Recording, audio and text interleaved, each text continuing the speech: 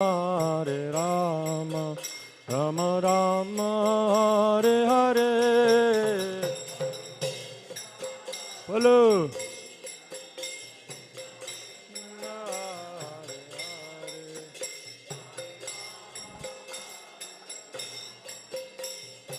Rama Hare Hare, Hare Krishna, Hare Krishna, Krishna Krishna, Hare Hare, Hare Rama, Hare Rama, Rama Rama, Hare Hare.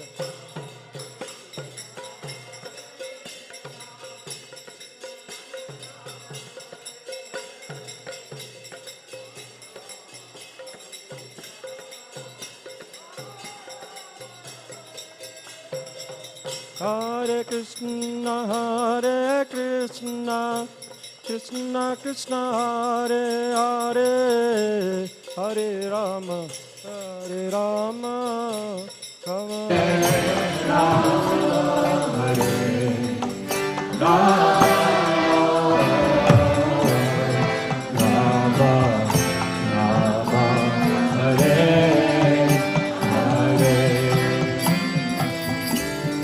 Hare Krishna, Hare Krishna Krishna, Hare Hare, Hare Rama, Ram Ram, Hare Hare.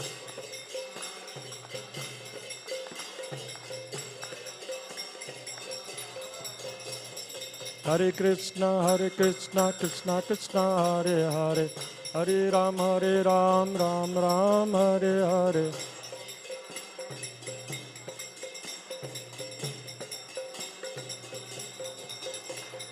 Hare Krishna, Krishna Krishna, Hare Hare, Hare Rama, Ram Ram, Hare Hare.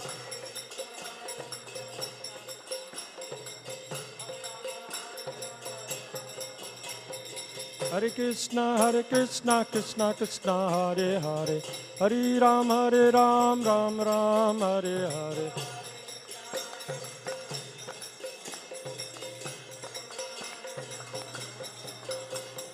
Hare Krishna, Krishna Krishna, Hare Hare, Hare Rama, Ram Ram, Hare Hare.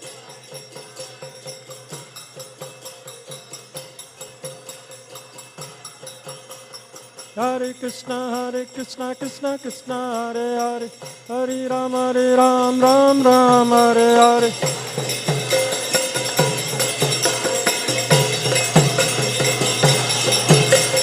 Hare Krishna, Krishna Krishna, Hare Hare, Hare Rama, Ram Ram, Hare Hare.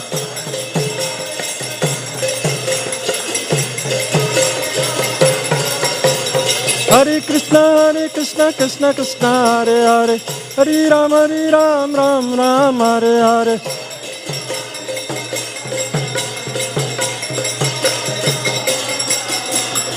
Hare Krishna, Krishna Krishna, Hare Hare, Hare Rama, Ram Hare Hare.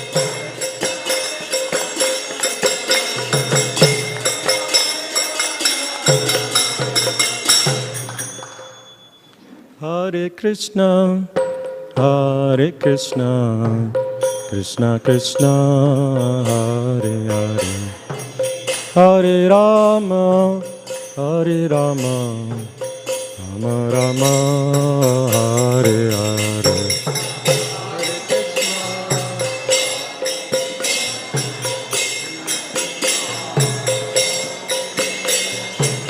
Hare Rama, Hare Rama.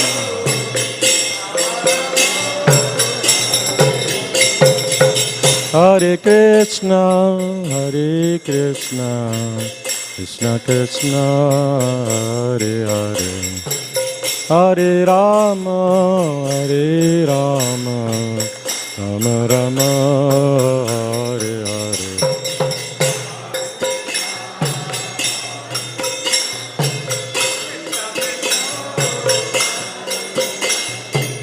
Follow.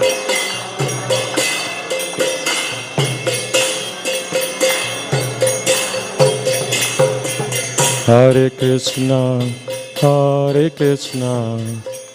Krishna Krishna Hare Hare Hare Rama Hare Rama Rama Rama Hare Hare Hare Krishna Hare Krishna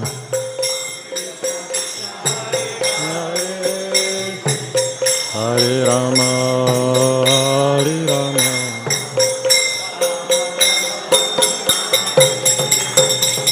Hare Rama Hare Krishna Krishna Krishna Hare Hare Hare Rama Hare Rama Rama Rama Hare Hare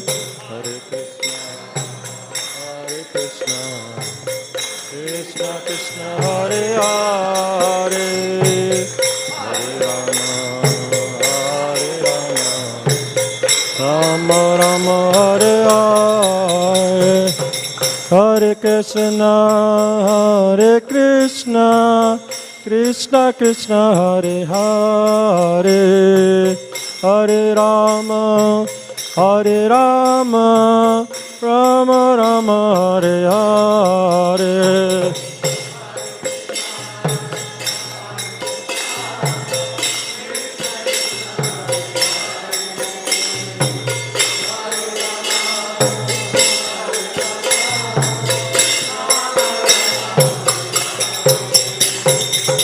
Hare Krishna Krishna Krishna Hare Hare Hare Rama Rama Rama Hare Hare Hare Krishna Krishna Krishna Hare Hare Hare Rama Rama Rama Hare Hare Hare Krishna Krishna Krishna Hare Hare Hare Rama Rama Rama Hare Hare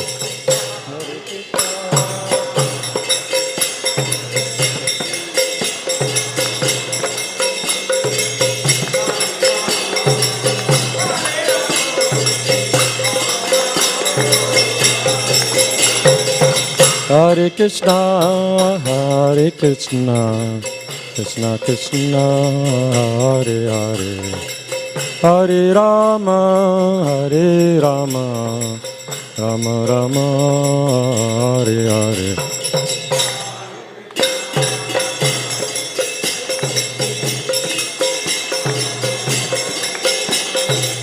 Hare Rama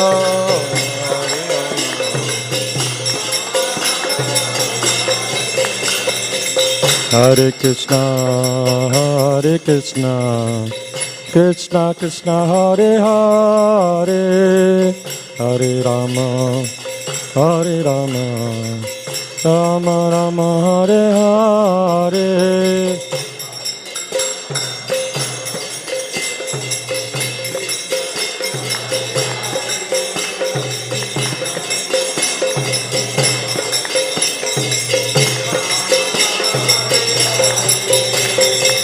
Hare Krishna Krishna Krishna Hare Hare Hare Rama Rama Rama Hare Hare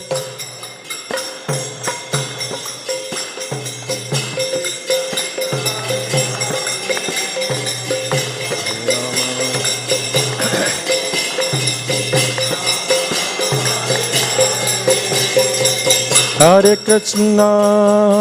Krishna Krishna Krishna Hare Hare Hare Rama Rama Rama Hare Hare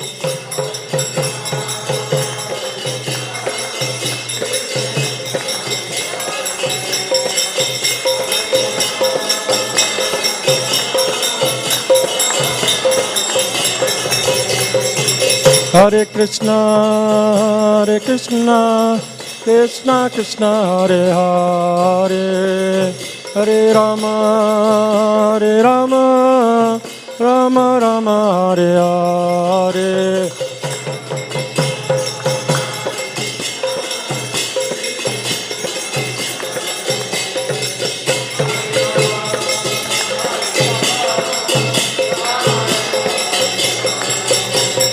Hare Krishna, Krishna Krishna, Hare Hare, Hare Ram, Ram Ram, Hare Hare.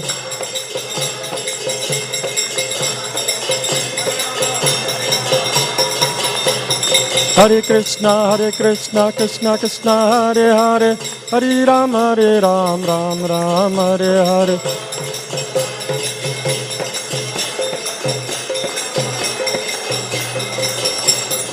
Hare Krishna, Krishna Krishna, Hare Hare, Hare Ram, Ram Ram, Hare Hare.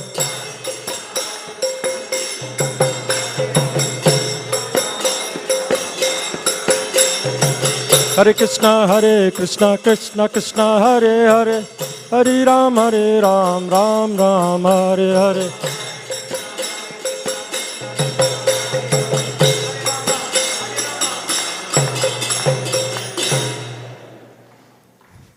Jai Jagannath, Jai Jagannath, Jai Baladev, Jai Subhadra.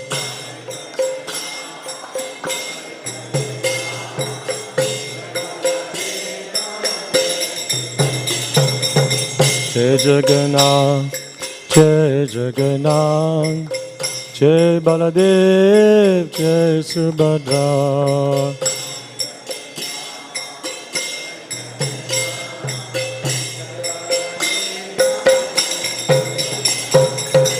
Jai Jagannath, Jai Jagannath, Jai Baladev, Jai Subhadra.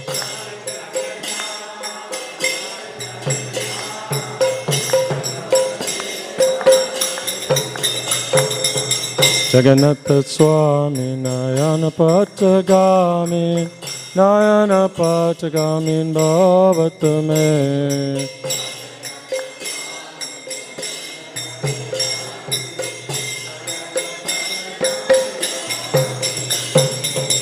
Jagannatha Swami Nayana Patagamin, Nayana Patagamin Bhavatame.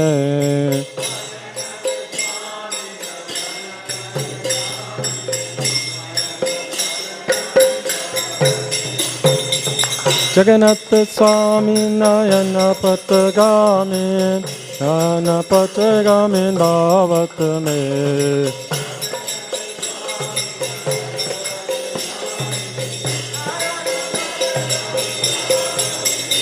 Jaya Nitai Gaura Sundar, Nitai Gaura Sundar, Gaura Sundar.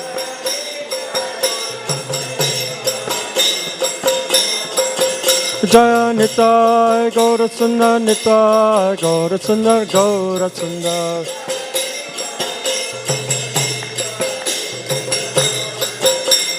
Nitai Gauranga, Jaya Nitai Gauranga. Nitai Gauranga, Jaya Nitai Gauranga. Nitai Gauranga, Jaya Gaurahare. Gaura Gaura Gaurahare. Gaura Gaura Gaurahare. Jai Sachinandana, Jai Sachinandana. Jai Sachinandana Gaurahare. Jaya Gaurahare, Gaurahare, Gaurahare, Jaya Gaurahare.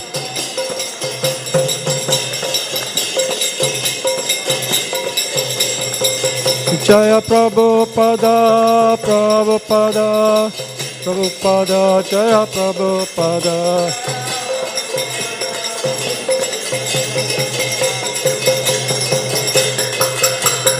Prabhupada, Prabhupada, Prabhupada, Jai Jai Prabhupada.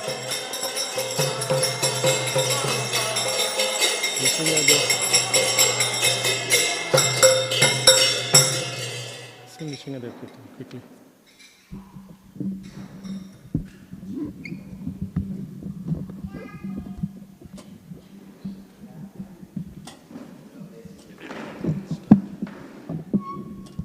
Namaste Narsimhaya, Namaste Narsimhaya, Namaste Narsimhaya, Namaste Narsimhaya, Prahlada Lada Dayani, Lada Dayani, La la da dayani, la dayani.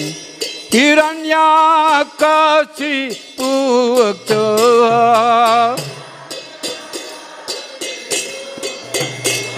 Hiranyakasi puvakta.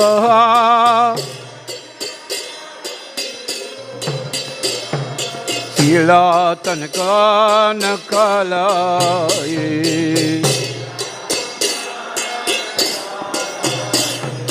Sila tanaka nakalaye. Ito Narsimha par to Narsimha,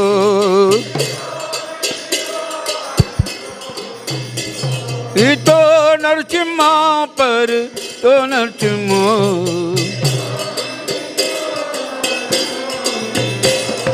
Yato yami tato Narsimha,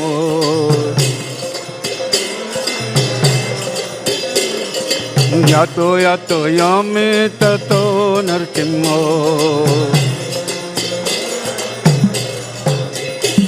Bahir Narsimha Rida Narsimha,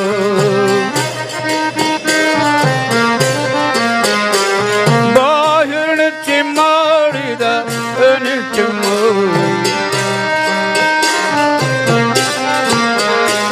Narsimha Madim Charanam Prapade,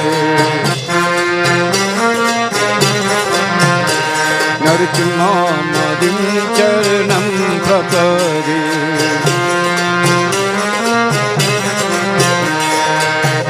Kar Kamalavare Nakamadbhuta Singam, Dalita Hiranyakasipu Tanobingam, Ketavadita Narari Rupa Jai Jagadichare, Jai Jagadichare, Jai Jagadichare.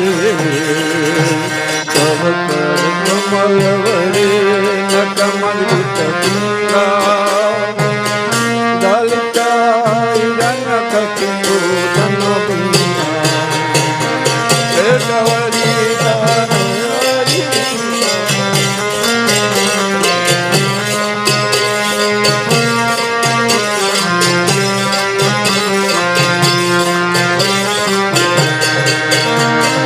Tavakara Kamalavare Nakamadbhuta Singam, Dalita Hiranyakasipu Tanobingam, Ketavadita Narari Rupa Jai Jagadichare, Jai Jagadichare, Jai Jagadichare. Tavakara Kamalavare Nakamadbhuta Singam, Dalita Hiranyakasipu Tanobingam, Ketavadita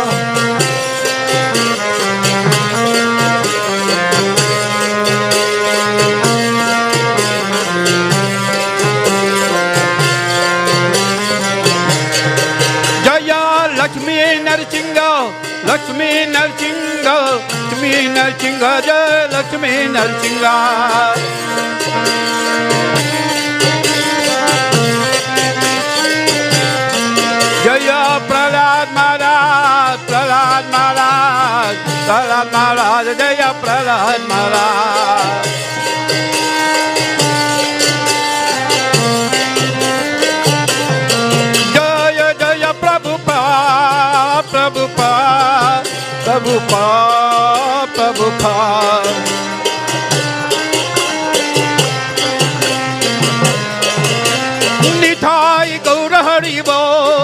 Haribo, Haribo, Haribo.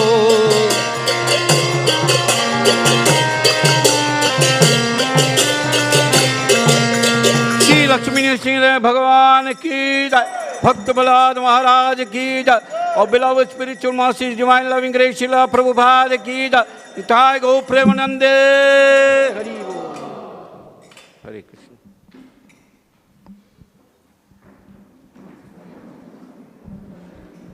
Jayam Vishnupad Paramamsa Pravikrajacharya Asa Sarashri Srimad Abhayacharnar Bhaktivedanta Swami Maharaj Srila Prabhupada ki Shri Guru Parampara ki Ananta Koti Vaishnava Vrinda ki Namacharya Srila Haridas Thakur ki Prem se kaho Shri Krishna Chaitanya Prabhu Nityananda Shri Advaita Gadadhar Shivasari Gaura Bhakta Vrinda ki Shri Shri Radha Krishna Gopa Gopinath Shamakun Radhakun Giriraj Govardhan ki Shri Vrindavan Dham ki Shri Nilachal Purushottam Jagannath Puri Dham ki Navadip Mayapur Dham ki Yamuna Maya ki Ganga Maya ki Tulasi Devi ki Bhakti Devi ki Transcendental Book Distribution ki Brihad Mridanga ki Srila Prabhupada Sama Book Gita Marathon ki ISKCON's Food for Life ki Shri Harinam Sankirtan ki, Samaveda Bhakta Vrinda ki,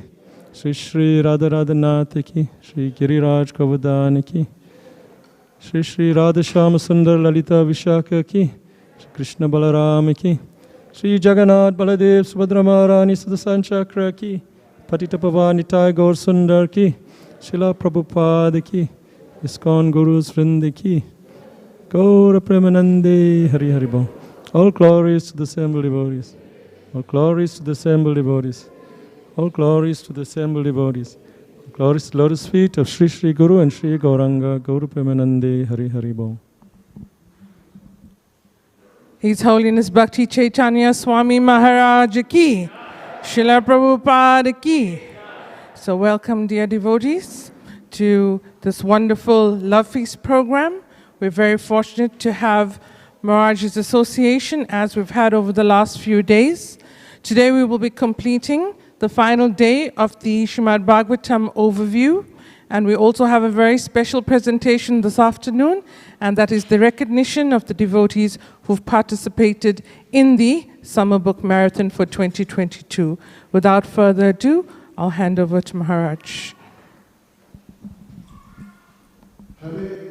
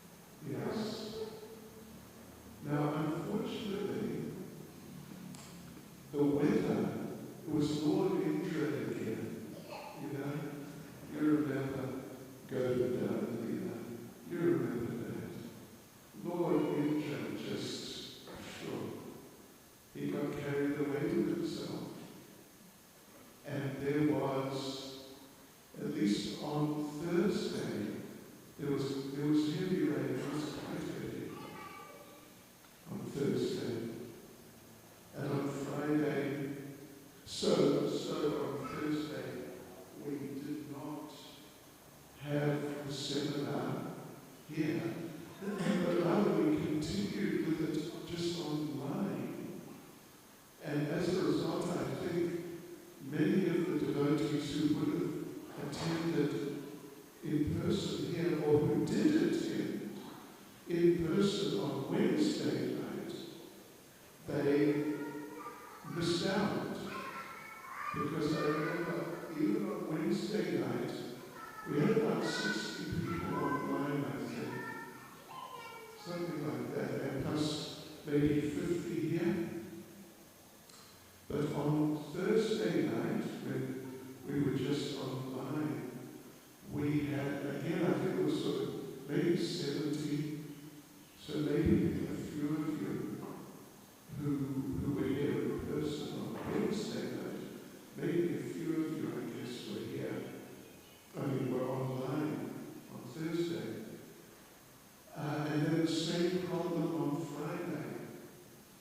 The rain, it wasn't that bad really, but the devotees felt concerned, and so they felt we should not do it here on Friday, so we didn't. We were just online. And I apologize to any of you missed out. The recordings are there, of course. So on Wednesday night we covered the first canto of Srila Bhakta, the whole thing, can you believe it? The whole thing. And most of the second canto. And on Thursday night we did the third, fourth, fifth, and sixth cantos in one night. How's that? Maybe it's a world record. And on Friday night, what did we do? The seventh, eighth, and ninth cantos. So today, what's left is the 10th, 11th, and 12th cantos. And normally devotees think that Bhagavatam is such a big book that how on earth are we going to read this whole thing? But we're going to finish 10, 11, and 12 cantos right now. Just, in very summarized forms. But we'll definitely cover the main points. It's all very extremely interesting, it really is. So that's what we're doing. Today, the complete 10th canto, in essence, just very abbreviated, but the main parts. And then the 11th and 12th cantos. Yeah, so there we go. All right, that's what our program is. And so now we will call on His grace, you see over there, Ravindra Swarup Prabhu, who will lead us in Jayarata Madhava and a little Hare Krishna Kirtan. But I think he needs a microphone. I see one standing back there, very lonely.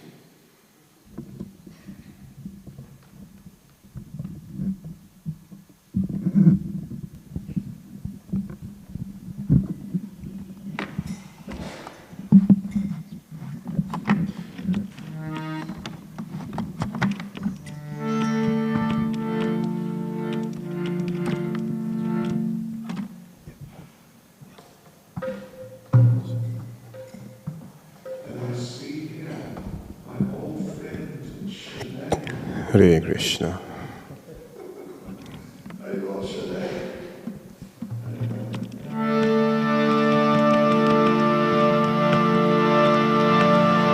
Jaya Radha Madhava Jaya Kunja Bihari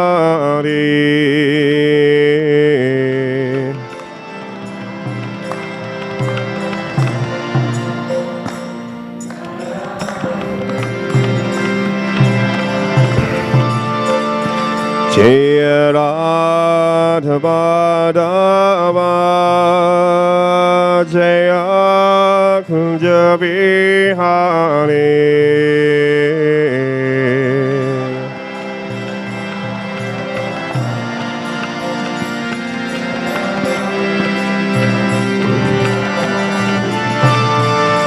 Jaya Gopichana Vallabha Jaya Girivardhari Jaya Girivardhari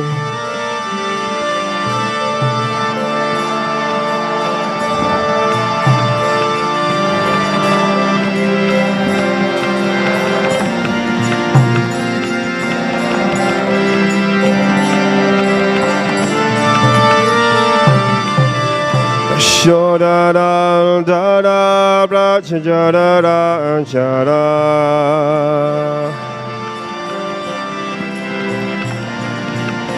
Yashodara Dara Brajara Jara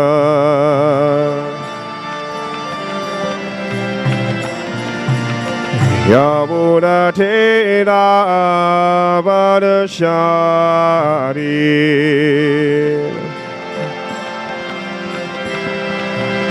Yamuna Tera Vadashari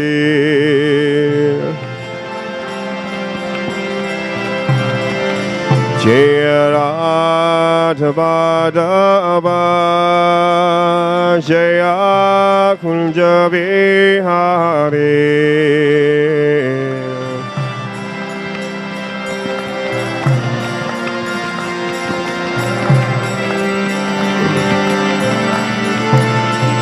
Jaya Gopichana Vallabha Jaya Girivardhari Jaya Girivardhari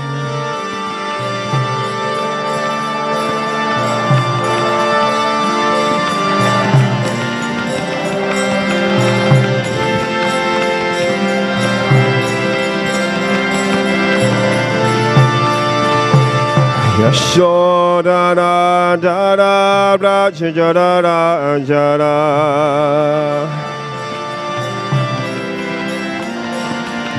Yashodhana Dara Brajara Jara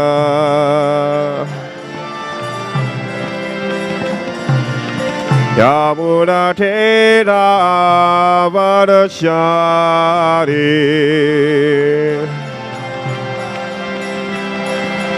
Yamuna Tera Vadashari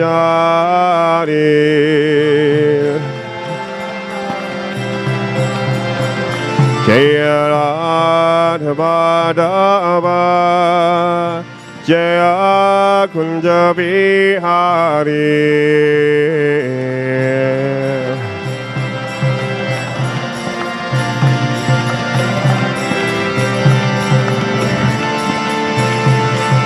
Hare Krishna, Hare Krishna,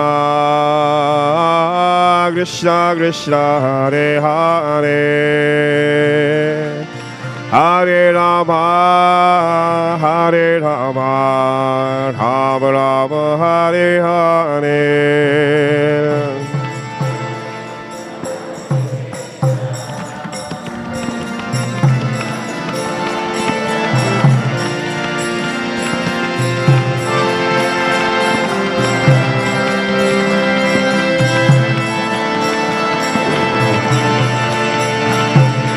Hare Krishna, Hare Krishna,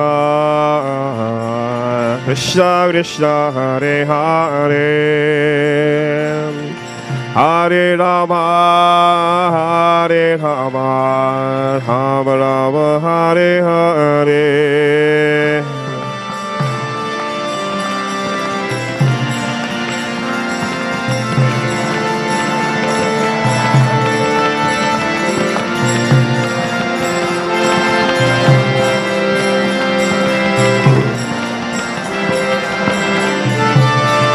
Jaya Jaya Prabhupada, Prabhupada, Prabhupada, Jaya Prabhupada.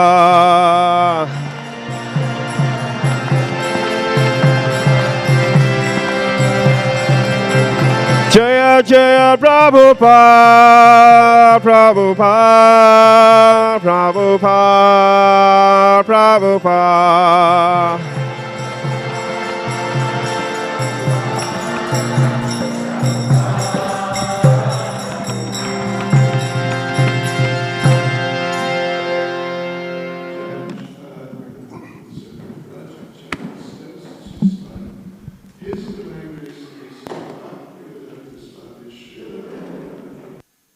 ISKCON's founder Acharya Srila Prabhupada ki, Grantaraj Srimad Bhagavatam ki, Shri Shri Jagannath Baladev Subhadra Devi ki, Shri Shri Nitai Gaura Sundar ki, Sankirtan Yagya ki, Go Premanande.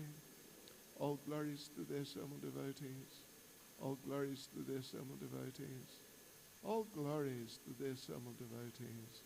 All glories to Sri Guru and Sri Gauranga. All glories to Srila Prabhupada.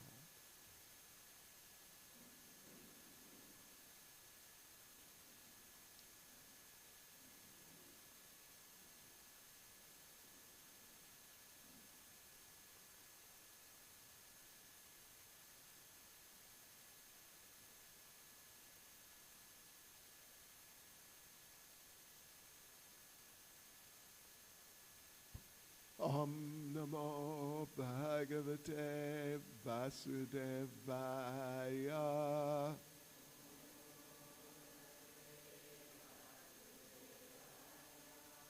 Om Namo Bhagavate Vasudevaya.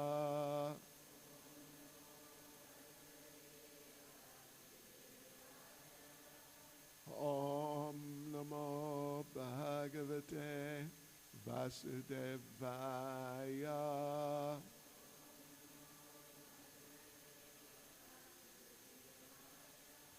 Okay, so devotees, here we go. Srimad Bhagavatam, an overview of the 10th, 11th, and 12th cantos. So first of all, the 10th canto is the most famous part of the whole Srimad Bhagavatam because it's, you could say, the biography of Krishna.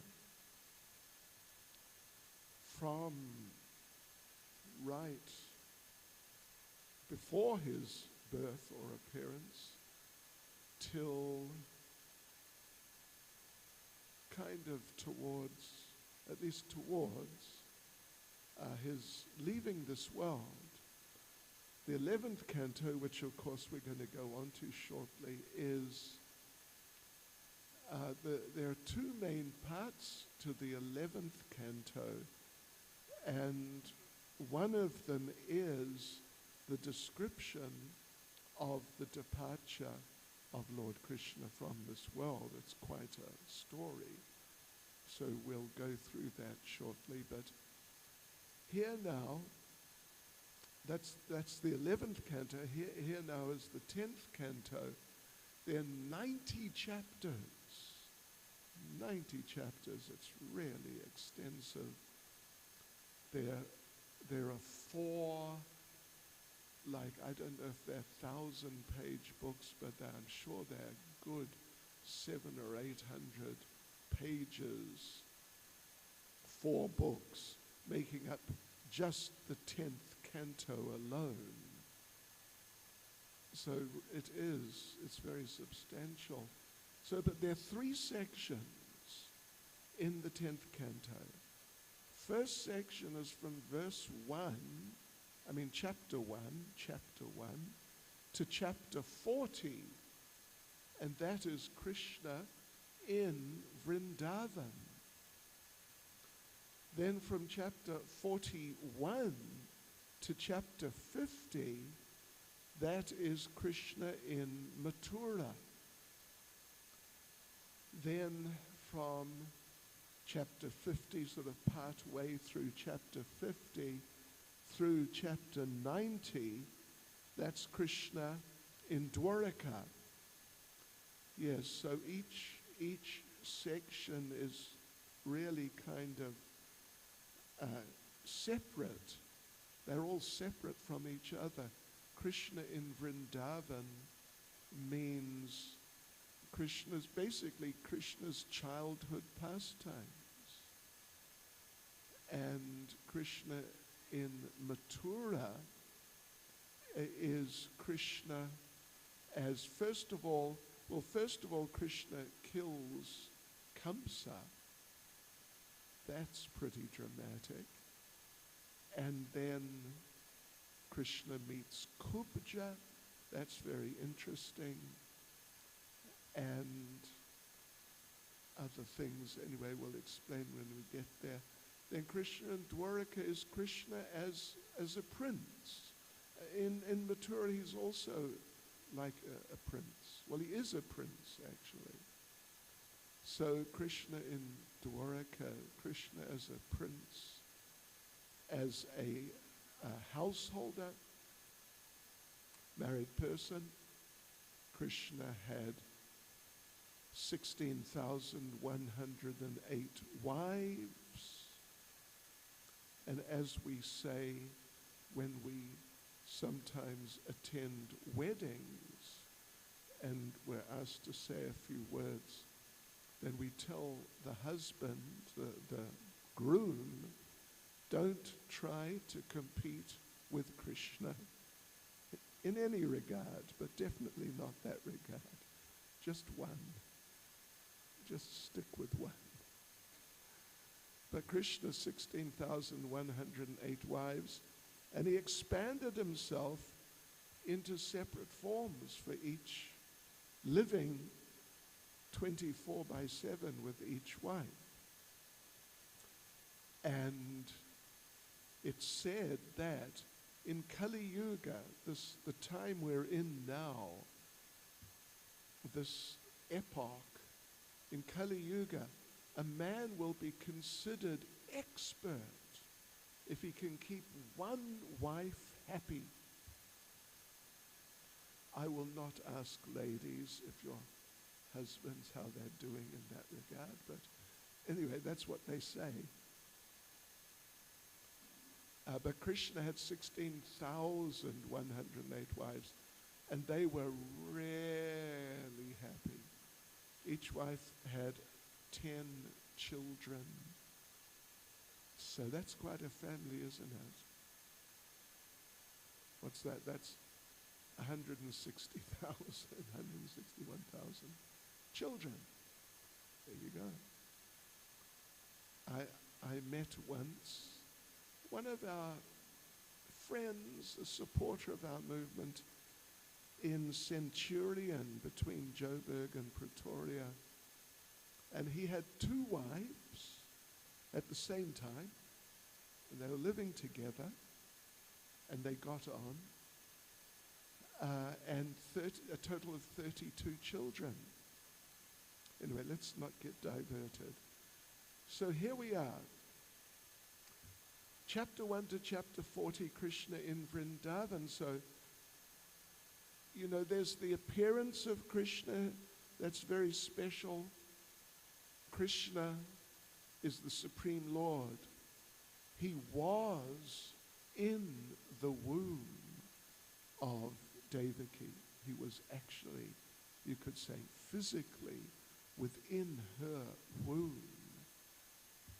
But then, when he came out, he didn't come out in any of the usual ways, but he came out fully dressed and with like a crown, necklaces, bangles, earrings, nose rings, toe rings, navel rings, what else, other rings you can have.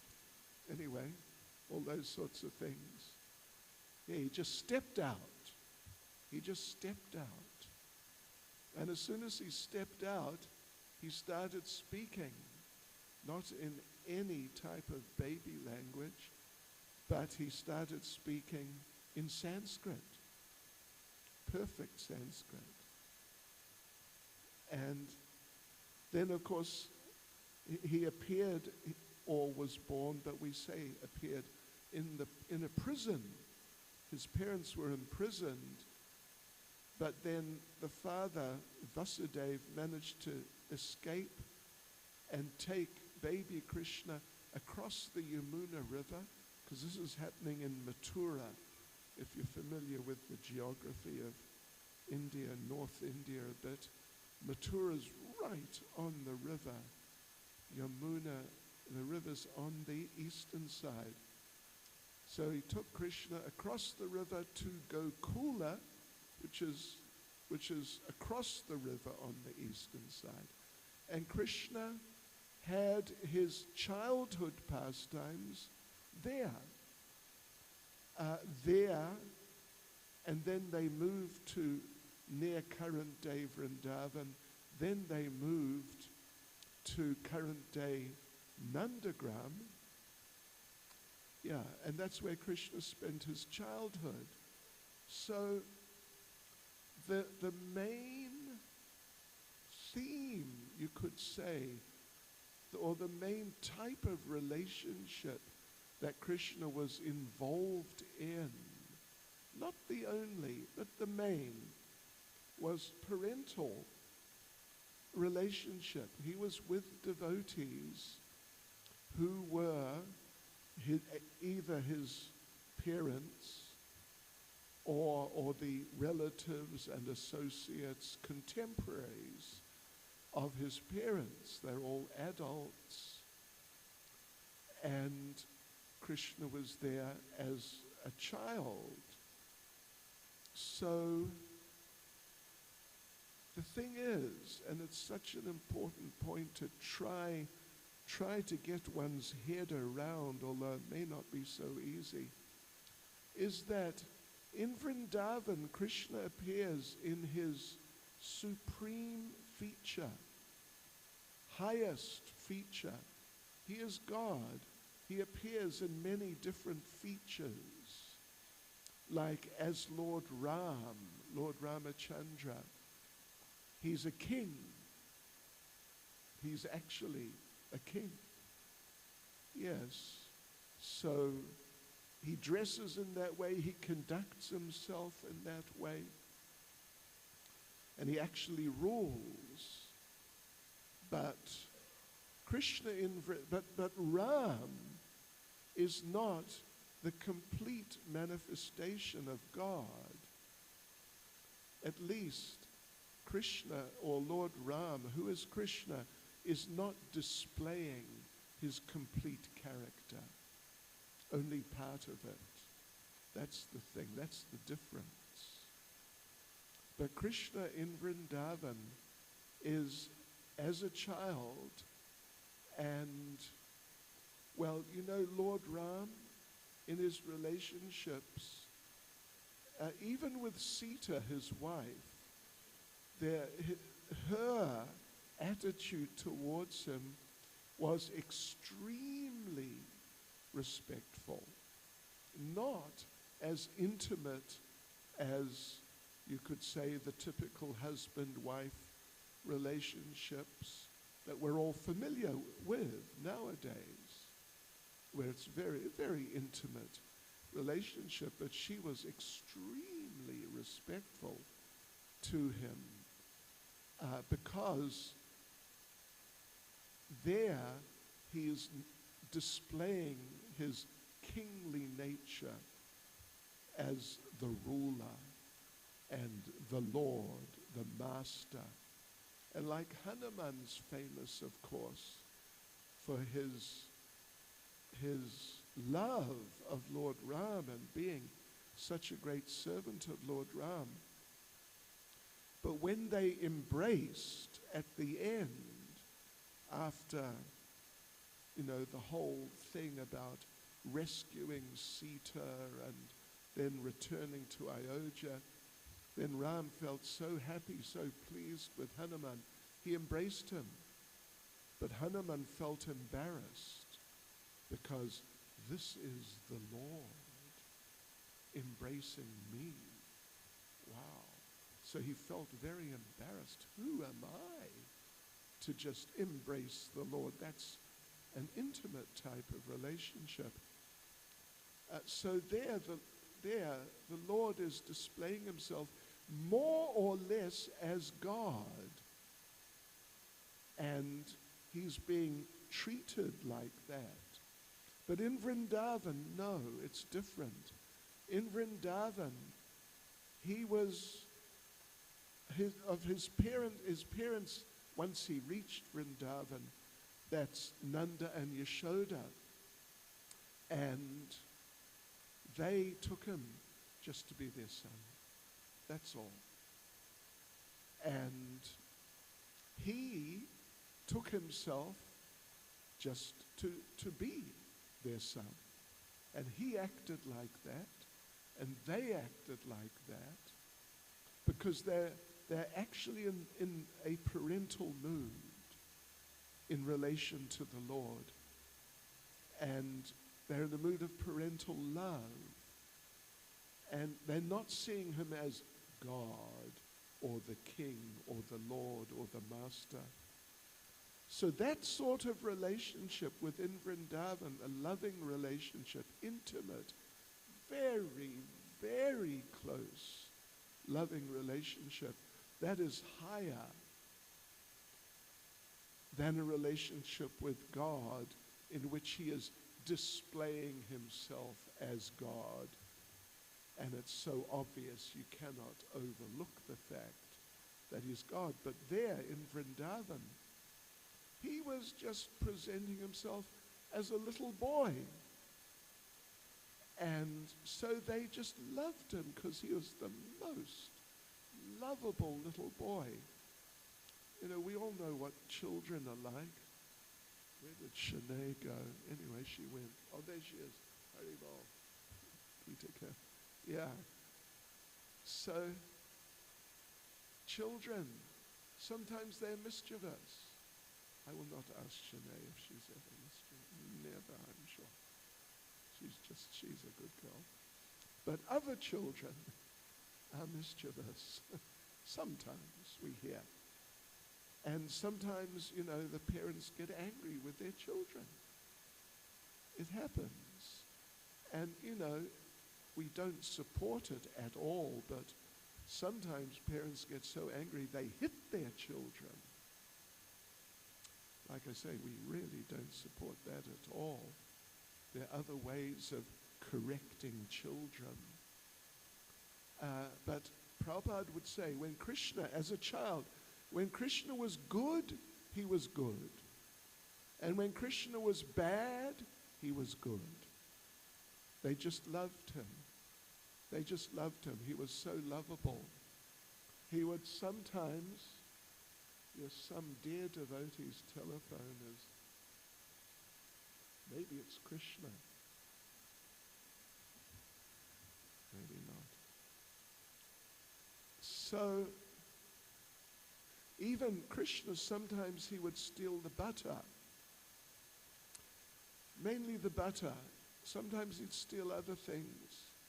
Yogurt. And sometimes some other things. And from other people's houses. Because the ladies, they would churn yogurt actually into butter, not cream as nowadays that's what they make butter out of generally, but out of yogurt, so it's not so fatty. That was, so they really put their hearts into it. And they were thinking, I wish Krishna would have this butter. But they couldn't just give it to Krishna because their husbands would have been upset, because that was their means of livelihood. They would trade butter. They didn't grow vegetables. They just produced dairy products.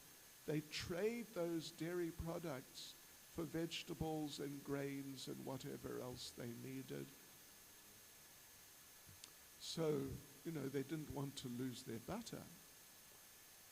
But so Krishna, because so much love had gone into the butter, Krishna wanted to taste the love, but they couldn't give it to him, the housewives, so he would steal it.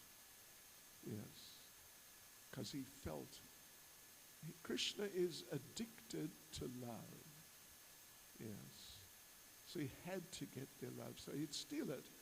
But then the ladies, sometimes they would act like they're upset because they have to, their husbands have to be convinced that their wives are not just giving away their butter. So sometimes they'd act like they're angry.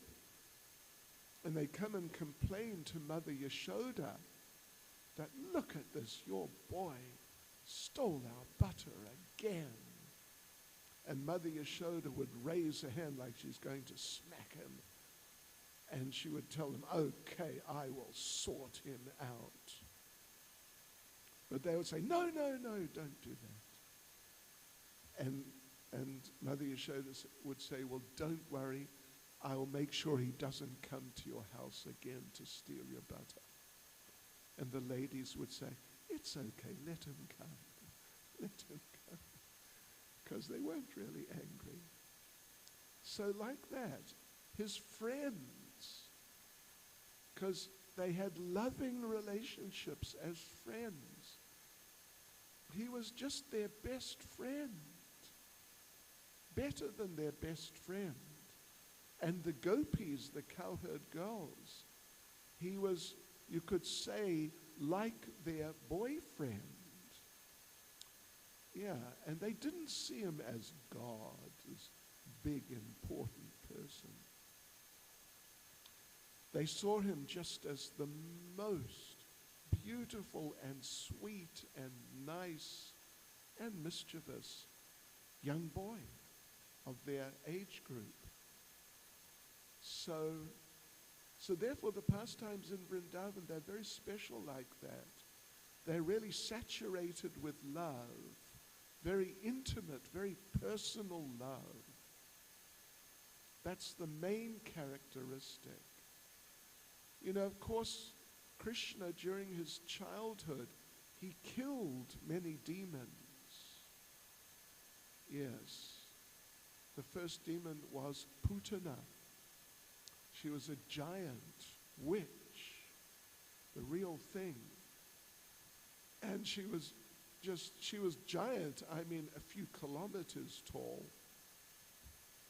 But she transformed herself, she had that power, into like a very beautiful young, kind of early 20s age young lady, and came in to where Krishna was, and she looked very beautiful, but she also looked very sweet and nice and saintly.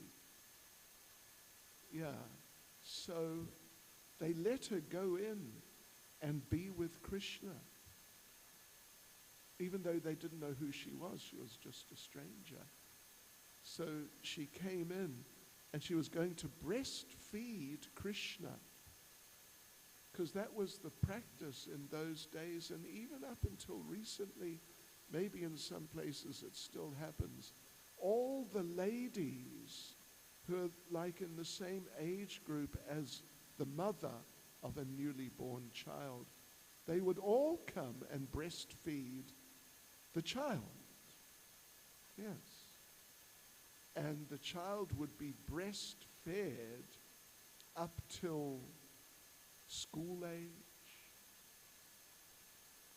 even like 7, 8, even up to 10 years old. The boys at least would be breastfed.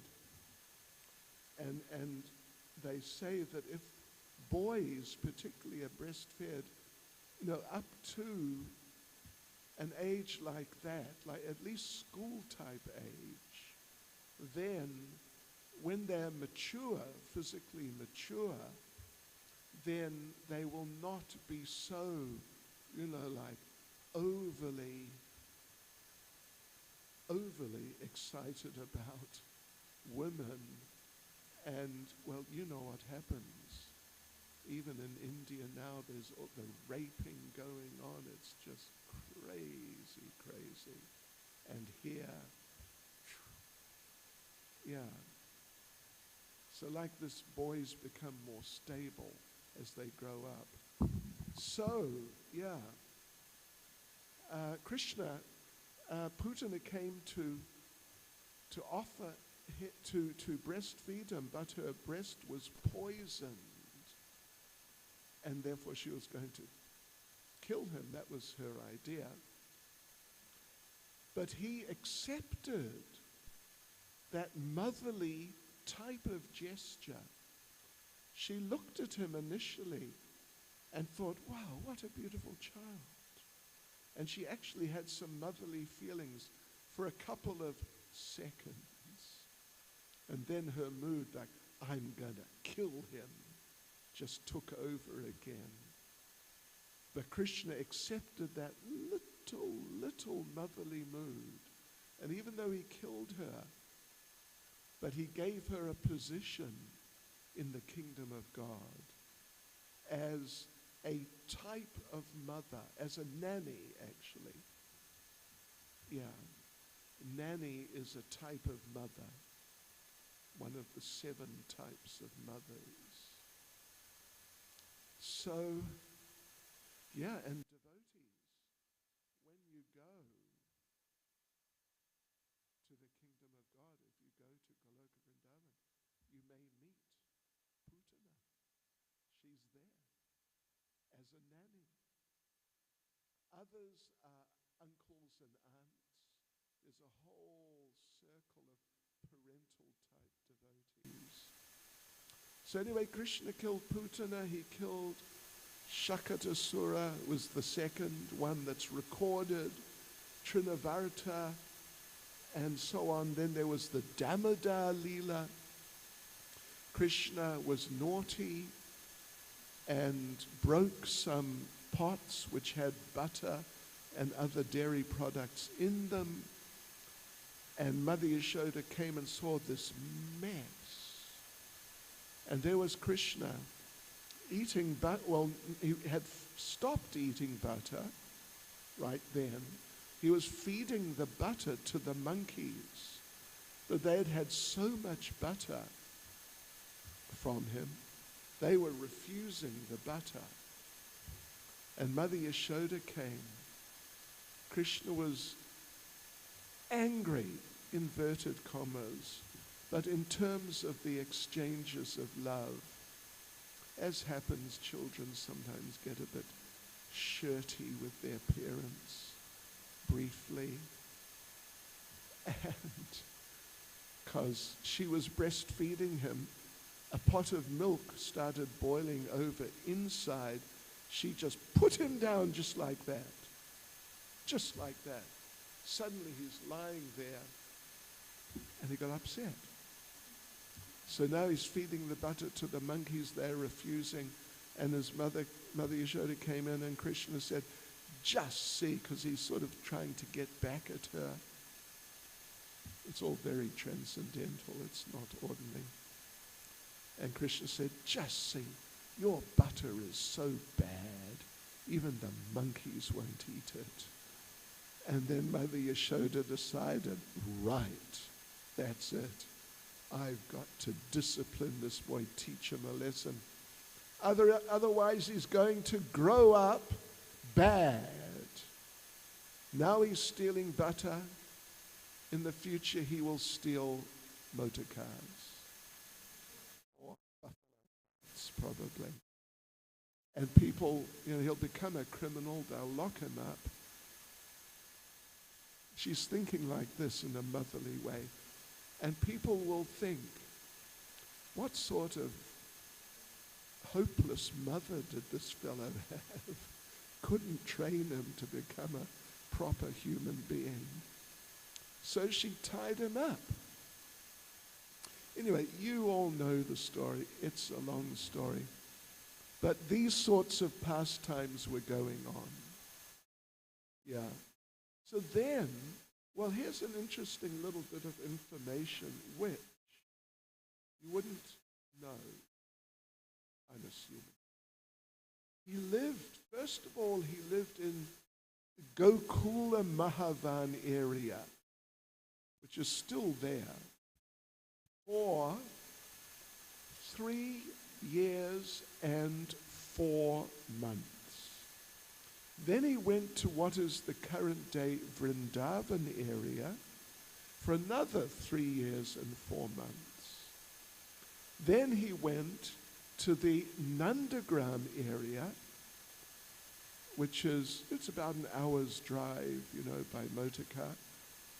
It's still within the greater Vrindavan area, and he lived there for another 3 years and 4 months, give or take a bit. So, give or take a bit. Then at the age of 10 years and 7 months, he left and went to Mathura. Yeah.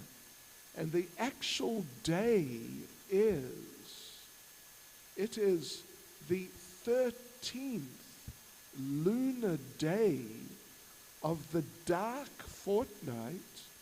Dark fortnight means in a lunar month starts with the full moon. So that fortnight is the light fortnight, and then it goes down to no moon, and then it comes up again to the end of the lunar month when it's full moon. But from the dark night, no moon, it's called that fortnight is the dark fortnight, they say. So the 13th lunar day of the dark fortnight of the month of Chaitra, he went to Mathura, and the next day killed Kamsa. So, an interesting little point. That day, the 13th lunar day of the dark fortnight of the lunar month of Chaitra is the 13th day after Gorpurnima. 13th day. So you can calculate. That's the day Krishna left Vrindavan. Anyway, there you go. So then Krishna went to Mathura. And there's famous pastime when Krishna entered Mathura. Of course, he ended up killing Kamsa. But before that, he was moving around Mathura. And Lord Chaitanya, actually in Chaitanya Bhagavat, explains about this pastime. Krishna's moving around Mathura with his cowherd boyfriends.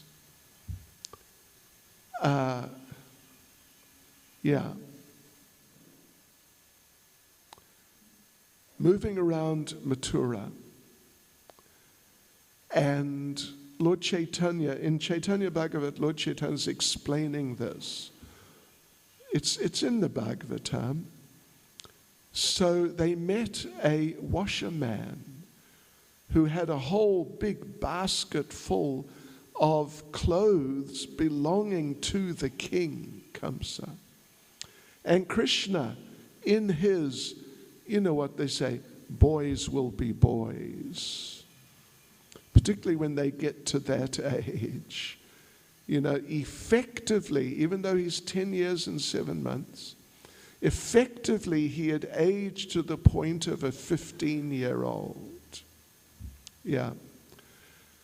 So, boys will be boys. And he was really one of the boys going for it. And he saw this washerman with all these really good, like the best clothes, the king's clothes. They're the best. And he walked up to the washerman and said, "Hey, wouldn't you like to give us cowherd boys some of those clothes?" While nodding his head. to influence the man to say yes. But the washerman, he was too proud and arrogant because he was the king's washerman. So, sort of, condescending way. And he said, well, these are the king's clothes, so I can't give you any. But you're just cowherd boys. I know what you should do if you need some clothes. Go to the forest and just take some bark off the trees and use the bark for clothes, which, it means it's like pauper's clothes, tree bark. So Krishna felt insulted. And Krishna, therefore, gave him what we call in Chatsworth, because I am a Chatsworthian or a Chatsworth resident, Krishna gave him what we call a what's happened. You heard of that? What's happened? It means a good slap. But Krishna, don't underestimate Krishna. He gave him a slap, and the washerman's head fell off, right off. And that was the end. Goodbye, washerman. So Lord Chaitanya is explaining this to some of his associates. And Lord Chaitanya makes a really interesting point. He says, that washerman had performed severe austerities for many lifetimes so he could see God, which some people do, even to this day, in India at least. Severe austerities for many lifetimes, just so he could see God. And then he saw God.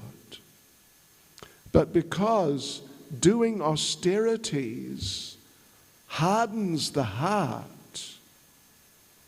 therefore when he saw God, he had no devotion, he had no love, he couldn't recognize the Lord, so he offended the Lord. Yeah. So anyway, then Krishna went, killed Kamsa.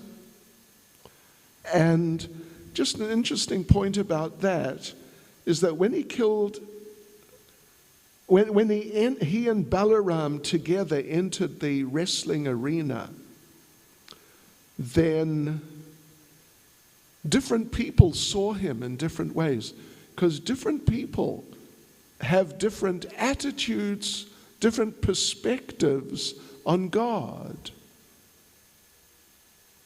Some people, like those ladies in Vrindavan, they saw Krishna, he's God, but they saw him as little boy who needs to be looked after and protected and trained up. So when Krishna and Balaram entered the arena, the ladies, the mothers, they saw Krishna and Balaram like these innocent little boys who are going to fight these huge professional wrestlers. And they felt really bad. This is just too unfair. But the young girls who were there, like teenage girls, when they saw Krishna and Balaram enter the arena, they saw them as the most handsome, attractive young teenage boys. The wrestlers, when they saw Krishna and Balaram, they saw them as death personified. Yeah. The impersonalists who think that we're all spirit souls and spirit soul is just like a little light. When Krishna and Balaram entered the arena, they didn't even see Krishna and Balaram. They saw these two lights moving across the arena. And then there were some, Buddha had not appeared. Buddha's philosophy is called Shunyavad, technically. Shunya meaning zero, means he says nothing exists. We don't exist. Nothing exists. There is nothing. Shunya Vad meaning knowledge. So there were some like predecessors of the Buddhists. The philosophy of Buddhism was already existing, and the people who were following it, they were called Shanak Vijnanavadis. And when Krishna and Balaram entered the arena, they saw nothing. They saw nothing. Yeah. So this is all in terms of people's attitudes, towards God. So anyway, Krishna then killed Kamsa and freed his parents, Vasudeva and Devaki. Then Krishna moved around Mathura, but he met Kubja, and you'd have to be a little familiar with the Bhagavatam to know of Kubja. She was a young woman, she was a hunchback who used to provide scented oils for the king, for Kamsa. Krishna walked up to her, took her cheeks like that, and just click, lifted her up. Shri Jagannath Baladev Subhadra Devi Ki Jai. Shri Shri Nitai Gaura Sundar Ki Jai. I'm meant to go on for another half hour. We'll try and finish the rest of the Bhagavatam. But then now, and he transformed her into a beautiful young girl. Instead of, this real hunchback, deformed person.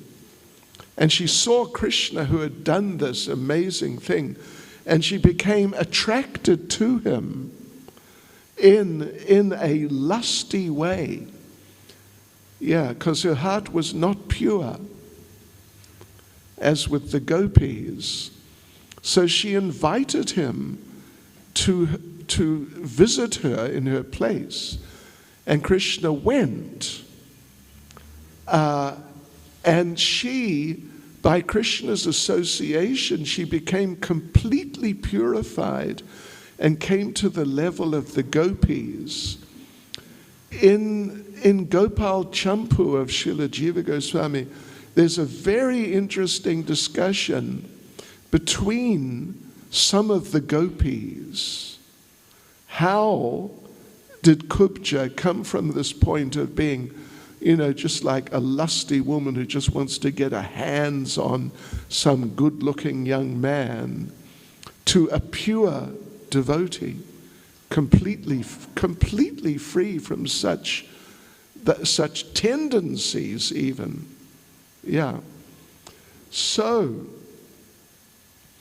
one of Madhukanta, who's one of the reciters of Gopal Champu, he explains, and you'll have to think about this.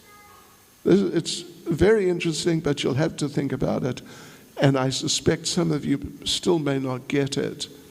But Madhukanta, to explain, says, I consider the situation with Kubja as follows. If a poor person is seen by a very powerful, merciful person, the merciful person and his powers become controlled by the poor person. Do you get that? The poor, in other words, the very powerful and very wealthy and very merciful person, when he sees the poor person, just becomes overwhelmed.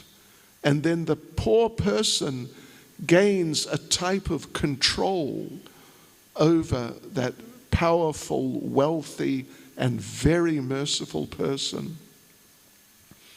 So the merciful person's merciful powers become controlled briefly by the poor person.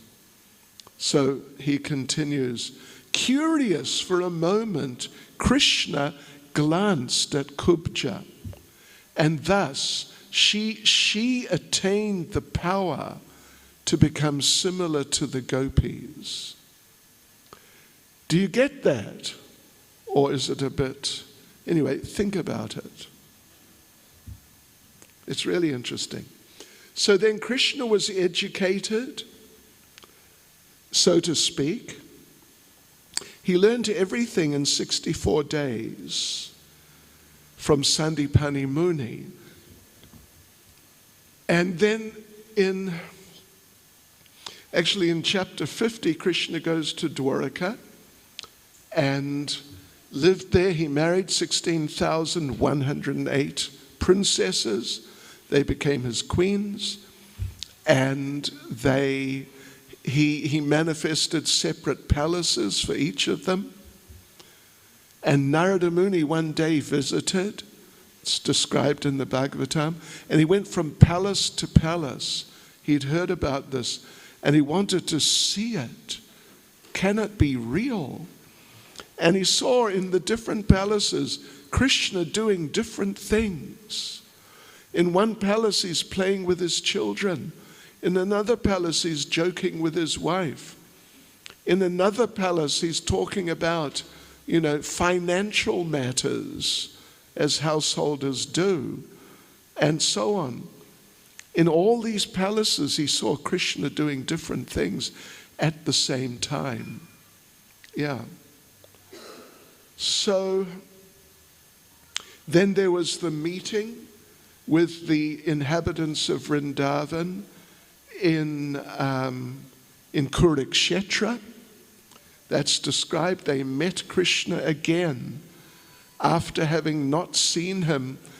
The period of time is around 60 years.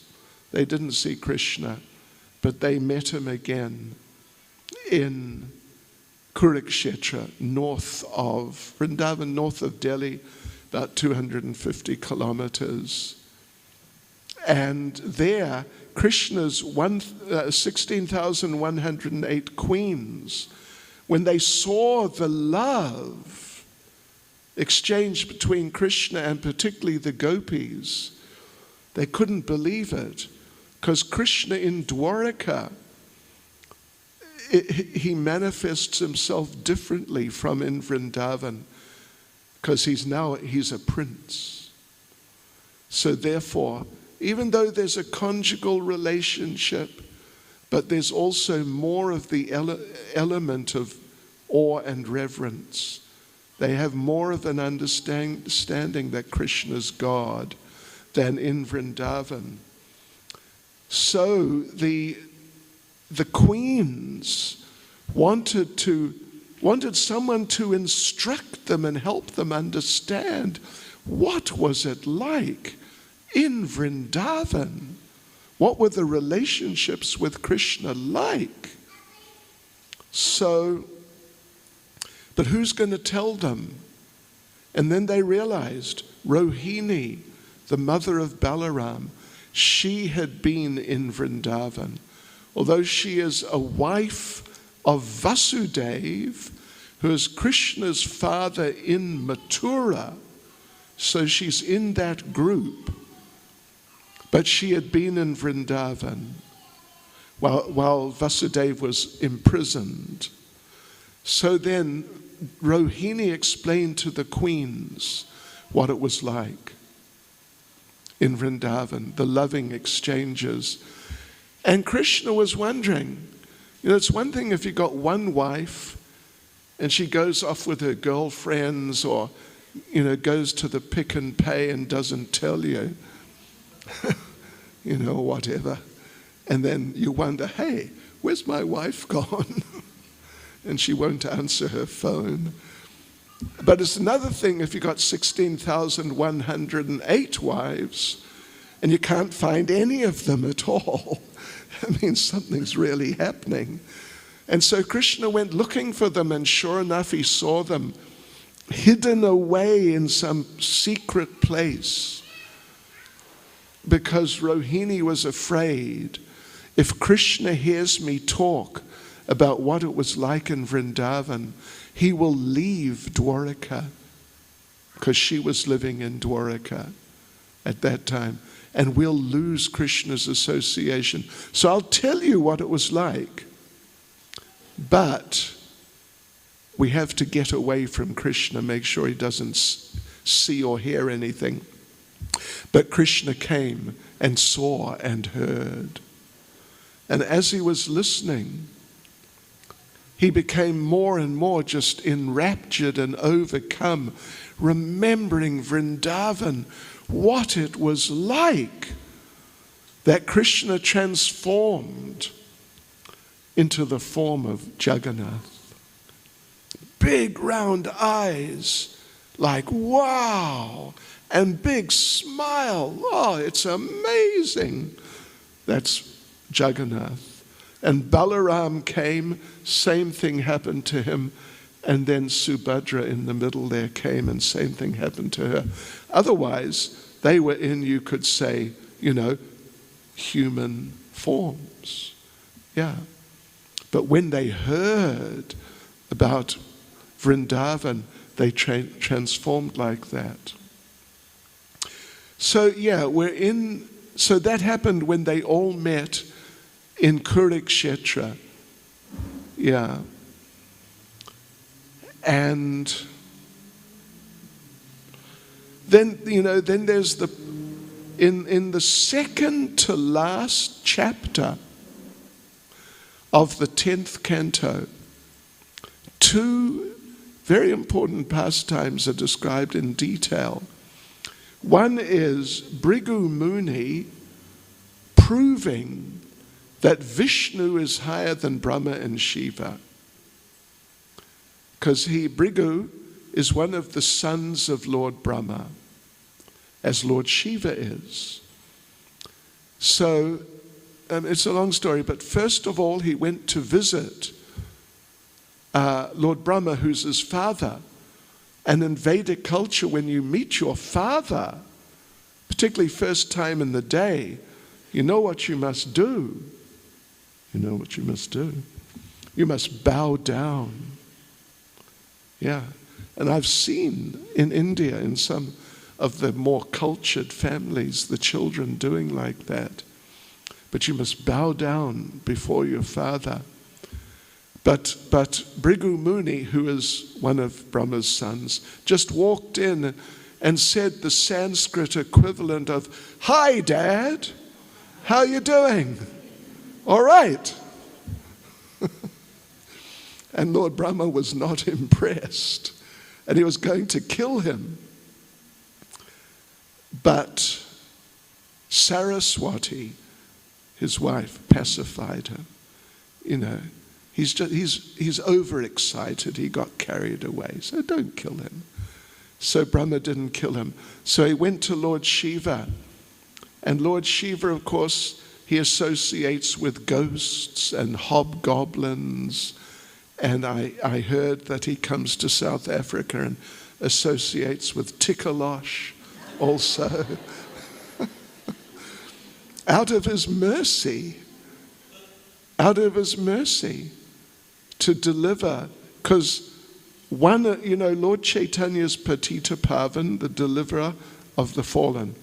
Patita Pavan is also a name of Lord Shiva.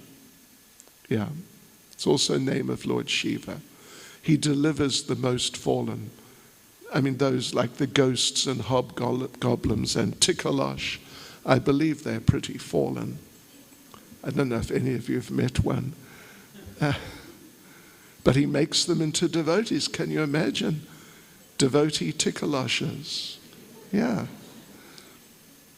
So And he was covered in the ashes of cremated human bodies and cobra and scorpions on his body, and pretty extreme. And so Brigu, of course, Brigu understands. He's his brother, and he knows who is Lord Shiva and how he lives and how he feels. But just to test him, when Lord Shiva came up, because they're equals, they're brothers, so equals embrace. You bow down before seniors. Equals you embrace. So Lord Shiva came forward, "Oh, my brother," to embrace him. And Brigu jumped back. "Get away. Look at you, you filthy creature. Oh, no, don't touch me." And he explained, the different reasons. And Lord Shiva was going to kill him. Yeah. But Parvati told Shiva, "Just relax, he's your brother." And so he didn't kill him. Then he went to visit Lord Vishnu. And he walked up to Lord Vishnu. Lord Vishnu was in trance, yoga nidra, with Lakshmi, his wife, massaging his feet. And Brigu Muni walked up to him and just kicked him in the chest. Bang! And, Lord Vishnu's in trance. Suddenly, whoa, what on earth happened? And then he understood what happened. But the way he reacted, Brigu Muni understood he's on a much higher level than even Brahma and Shiva. I mean, they're already on very high levels, but he's much higher. Because Lord Vishnu said, "Oh, my dear Brigu Muni, I hope you didn't hurt your soft lotus foot on my hard chest.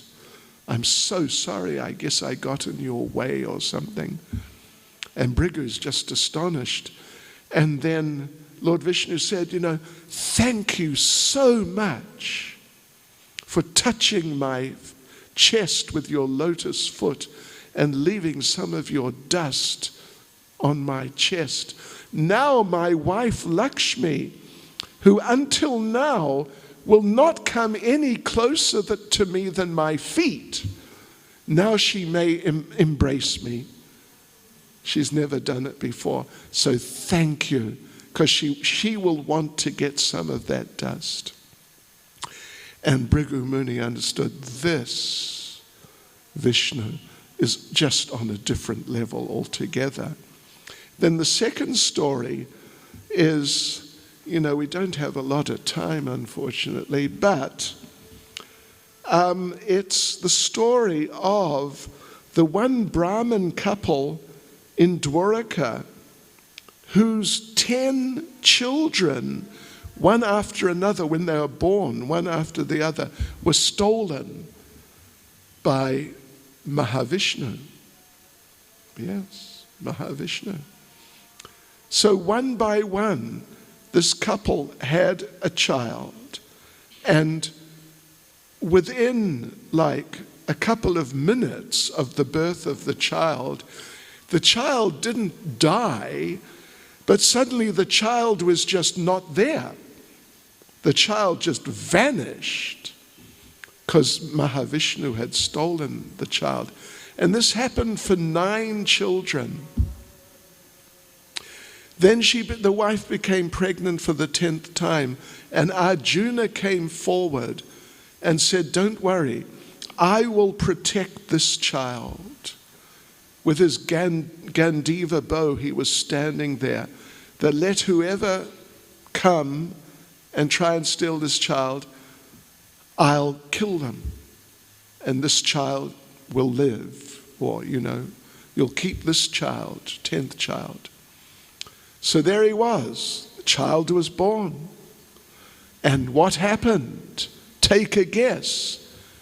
Nothing. The child lived for about half an hour. And Arjuna was thinking, just see. Whoever it was frightened because I'm here with my Gandiva bow. Then after half an hour, the child vanished. gone. And Arjuna had said, I will save this child. If not, I'll build a fire, walk into it, sit down, and be burnt to death. So he started building a fire. And then Krishna came and said, wait a minute. Come with me. We'll get the children back. So they went to Mahavishnu.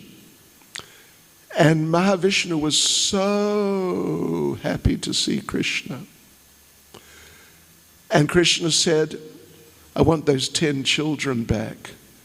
And Mahavishnu said, sure, take them. And just gave them back. And Krishna asked, or Arjuna came with Krishna. One of them asked, why did you steal those children? And Mahavishnu said, because I wanted to see Krishna. That's why I stole the children. And Mahavishnu said, I know the Brahmins are very dear to Krishna. So when this Brahmin couple get really upset through losing their children, Krishna will then come to get them back, as he did. So I got to see him. So there you are, it's all finished. Take them back, because I got to see Krishna. There's a little complex explanation of this, given by Srila Vishnu Chakravarti Thakur. And the first thing he says is that Mahavishnu says that I have the grammatical form of the verb, a little technical, is that I have been wanting to see, meaning for a long time, not like I wanted to see, like we're all here, we wanted to see the deities, there we go. But like, I have been wanting to see Krishna. In other words, Mahavishnu is not normally able to see Krishna. Yeah. And then the next point he makes is that Mahavishnu had to personally go and steal the children. None of his followers were powerful enough to like impose themselves on the devotees of Dwaraka. So he had to go himself. 10 times he went. 10 times he stole those children. So the question is, why didn't he just walk in? Krishna's there. Krishna was living there. Why didn't he just walk in if he wanted to see Krishna? But the point is, even Mahavishnu can't see Krishna. Yeah. So even though he was there, he was in Dwaraka, still he was not able to go and see Krishna. Then the next point is that Mahavishnu said, yes, I know the Brahmins are very dear to Krishna, and when this Brahmin family, they get upset, Krishna will come to pacify them, come and get their children back. So the next point is, why didn't Krishna do that with the first child? If it's the Brahmins, because they were super upset. Why didn't he just do it the first time? Or the second time? But he didn't. It was only the 10th time. But it wasn't just the 10th time. The point was, Arjuna, the devotee, was going to give up his life. And Krishna couldn't tolerate that. So in order to protect his devotee, Arjuna, therefore Krishna went. And Mahavishnu was able to see Krishna. And the ultimate conclusion is, only by the mercy of the devotee can even Mahavishnu see Krishna. Yeah. So what do you think of that? Think about it. It's pretty extraordinary. So now, devotees, bear with me. you know, what shall we say? The night is young. Well, it's not even the night. So it's okay. We can take a little time for the 11th and 12th cantos. Yes, right.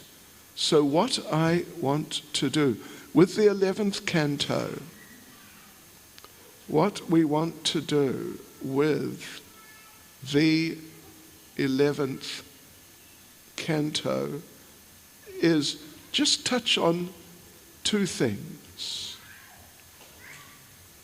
The main thing is the disappearance of Krishna. What happened was, well, this is discussed in the first chapter of the 11th canto, then the 6th chapter, then the 30th and 31st chapters of the 11th canto. So it's all broken up. In the first chapter, some of Krishna's children and grandchildren, well, there's a gathering of sages in Dwaraka, including Narada Muni. And Narada Muni, you know, he's really one of the big sages. So there they are. Everyone's offering respects to them. And some of these young boys, Krishna's offspring, they decide to play a practical joke on the sages. So they dressed up Samba. Samba, I think he's one of the grandsons. Anyway, he's either grandson or son of Krishna. They dressed him up like a young lady and put like a pillow or something in to make him look like a pregnant young lady. And they went in front of the sages and Narada Muni himself and said, "Oh, sages," you know, in a mischievous way, "what sort of child will this young lady give birth to?" And I think it was Narada Muni, but it was one of the sages who said, "This young lady will give birth to a lump of iron, which will be the cause of the destruction of the Yadu dynasty," means Krishna's family. Yeah. So the boys got really upset, really disturbed, because they knew when these people say things, they happen. And sure enough, just like, I don't know, immediately after, Samba gave birth to a lump of iron. They didn't know what to do with it, so they went to the king. The king is not Krishna, he's one of the princes. He's a nephew of Ugrasena. Ugrasena was the king. So they went to Ugrasena and told him the story, and with this lump of iron said, "What do we do with this thing?" And Ugrasena said, "I think I know what you do. We will have it ground into powder and thrown into the sea, and it'll just, that'll be it." Yeah, so they did that.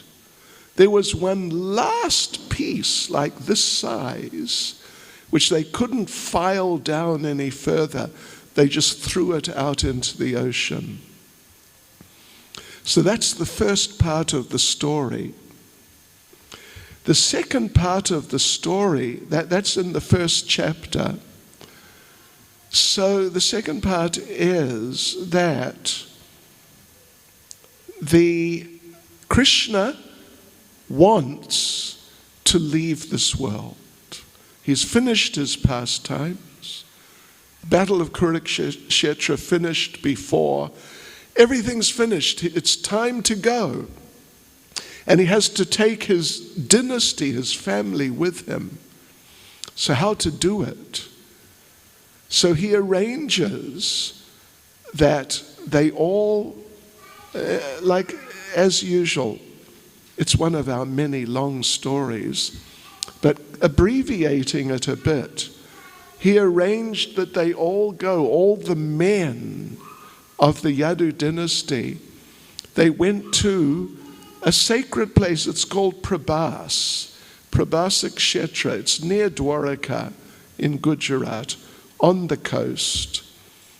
And they went there, and if you remember the history, there was an incident, it's in Mahabharata, where Krishna tells Duryodhana, the leader of the bad guys, and Yudhisthira, the leader of the good guys, that you want me to participate in this battle. It was just before the battle.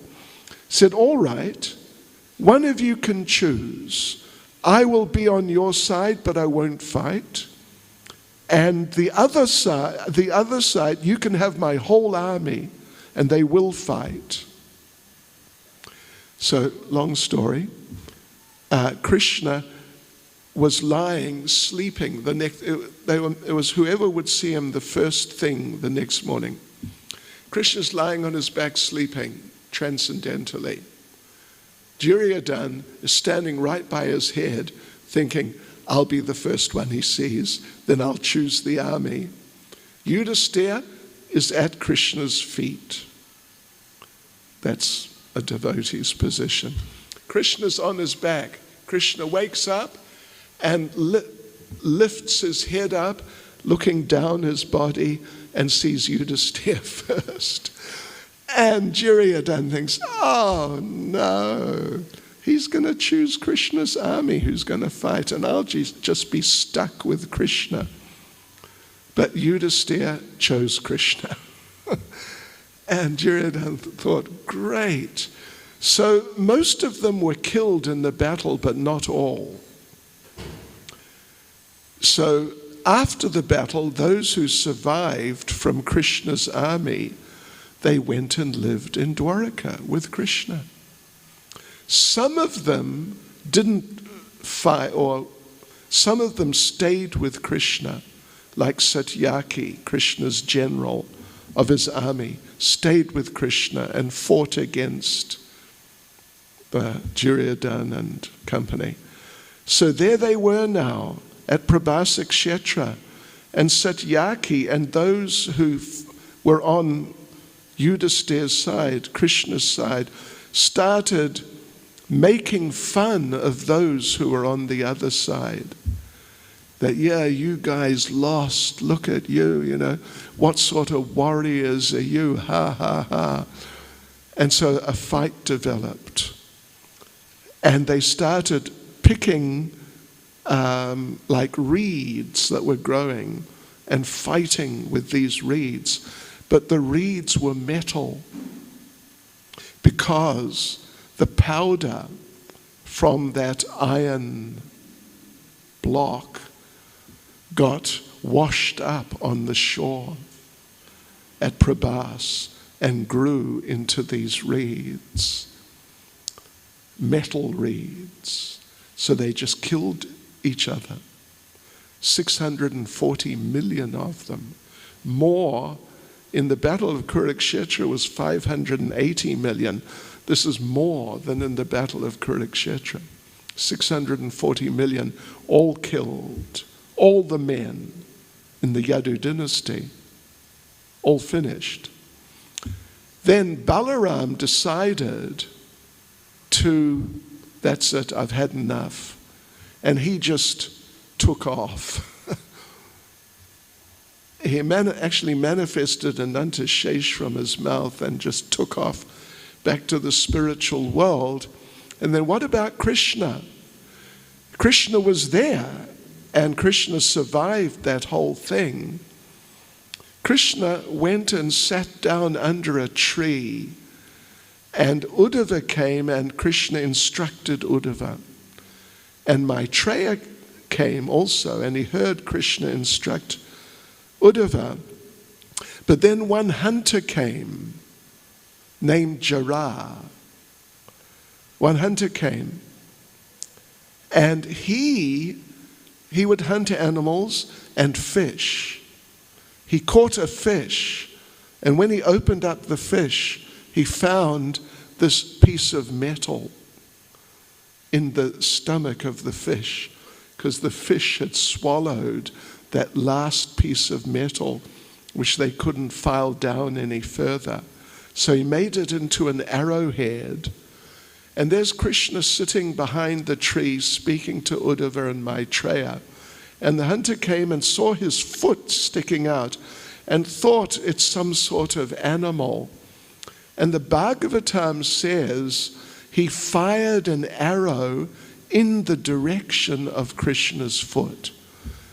And our acharyas make the point that the Bhagavatam does not say that the arrow struck Krishna's foot, because Krishna's transcendental and he's the supreme controller, and whoever died of an arrow hitting their foot, I don't think it's really happened.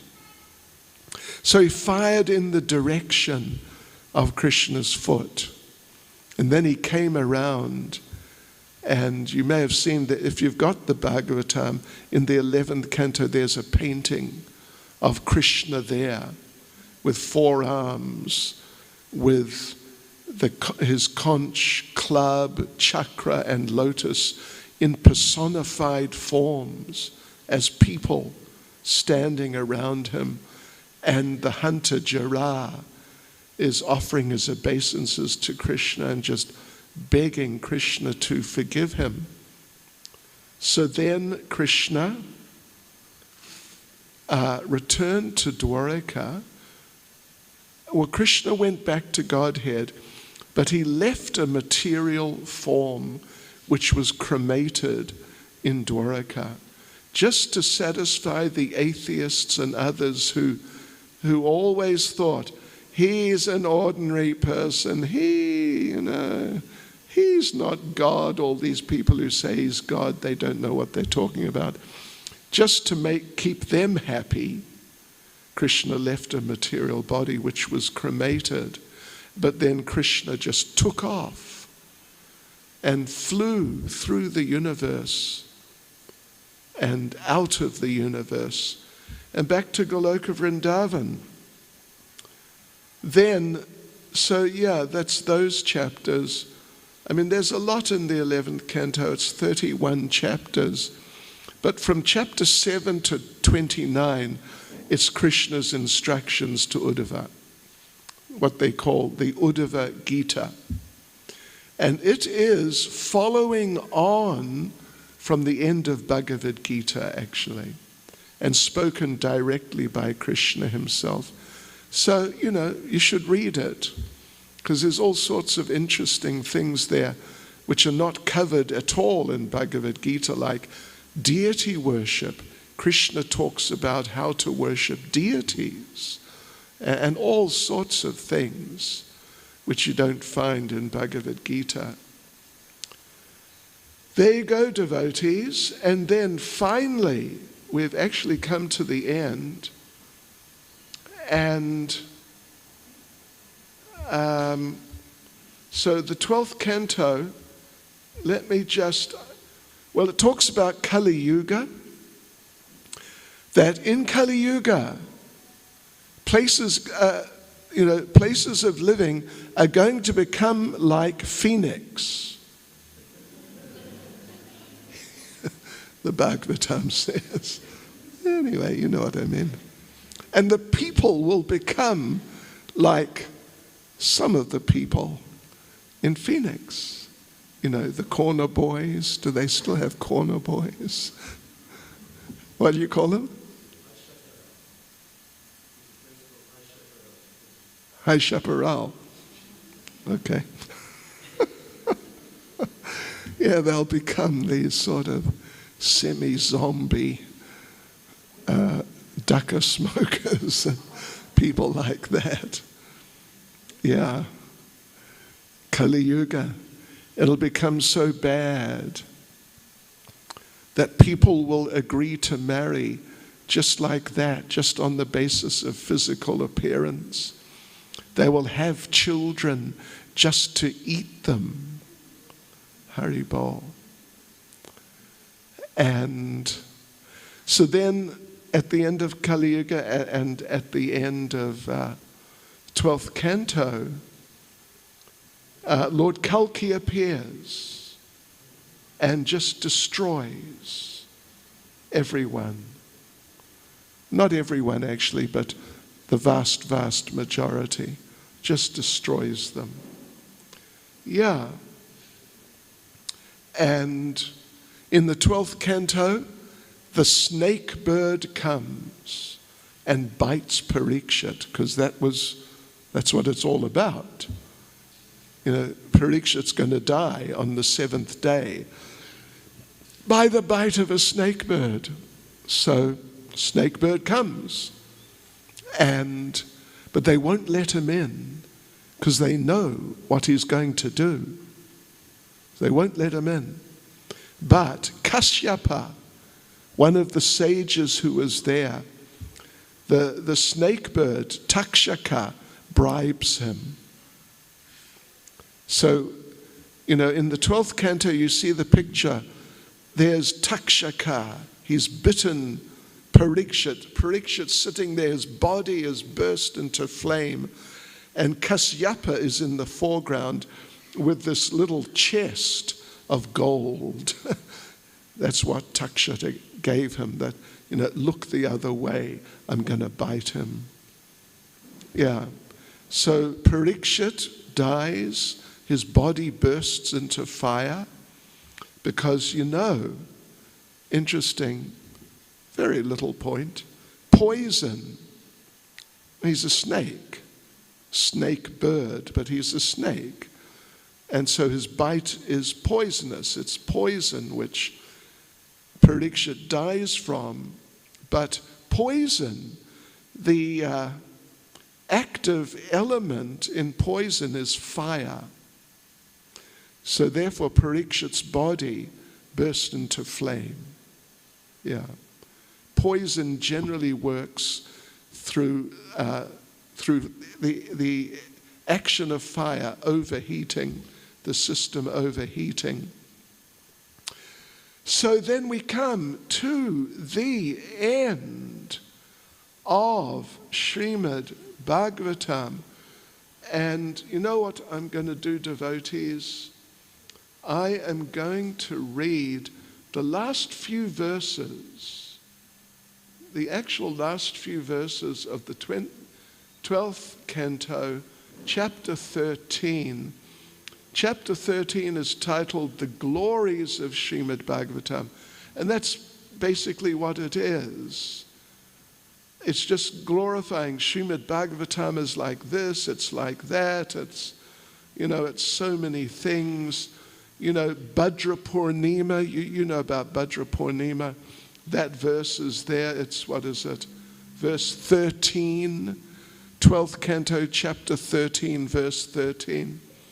If on the full moon day of the month of Bhadra, one places Srimad Bhagavatam on a golden throne and gives it as a gift, he will attain the supreme transcendental destination. But then it goes on a few more verses, and let's just see. This is, how many verses are there? It's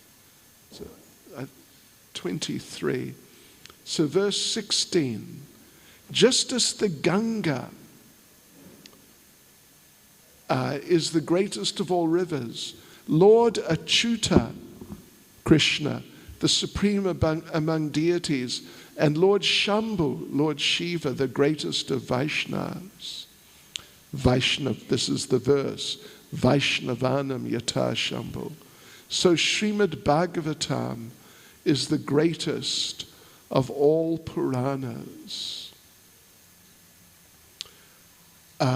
And yeah, it goes on, and we come to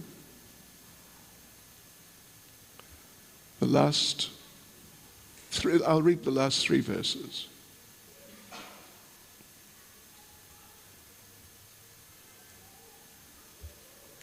I offer my humble obeisances to Sri Shukadev Goswami, the best of mystic sages, and a personal manifestation of the absolute truth. He saved Maharaj Parikshit, who was bitten by the snake of material existence. 22.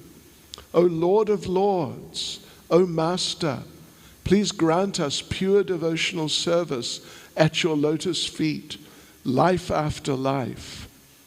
And then the actual last verse, let me read the Sanskrit. Nama Sankirtanam Yasya. That's interesting, isn't it? Nama Sankirtanam Yasya.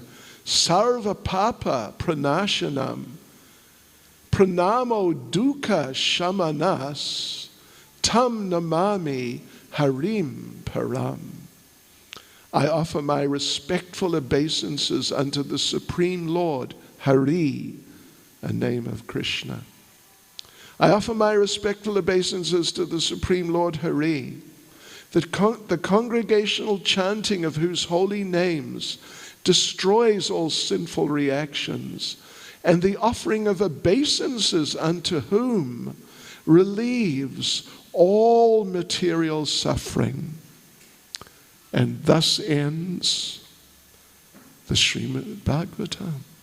Hare Krishna. Grantaraj Srimad Bhagavatam Ke. Grantaraj Srimad Bhagavatam Ke. Grantaraj Srimad Bhagavatam Ke. Go Premanande.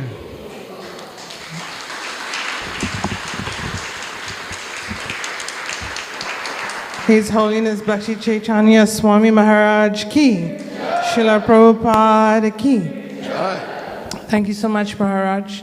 It's quite fitting today that we hear the concluding cantos of Srimad Bhagavatam, which is just a small splash.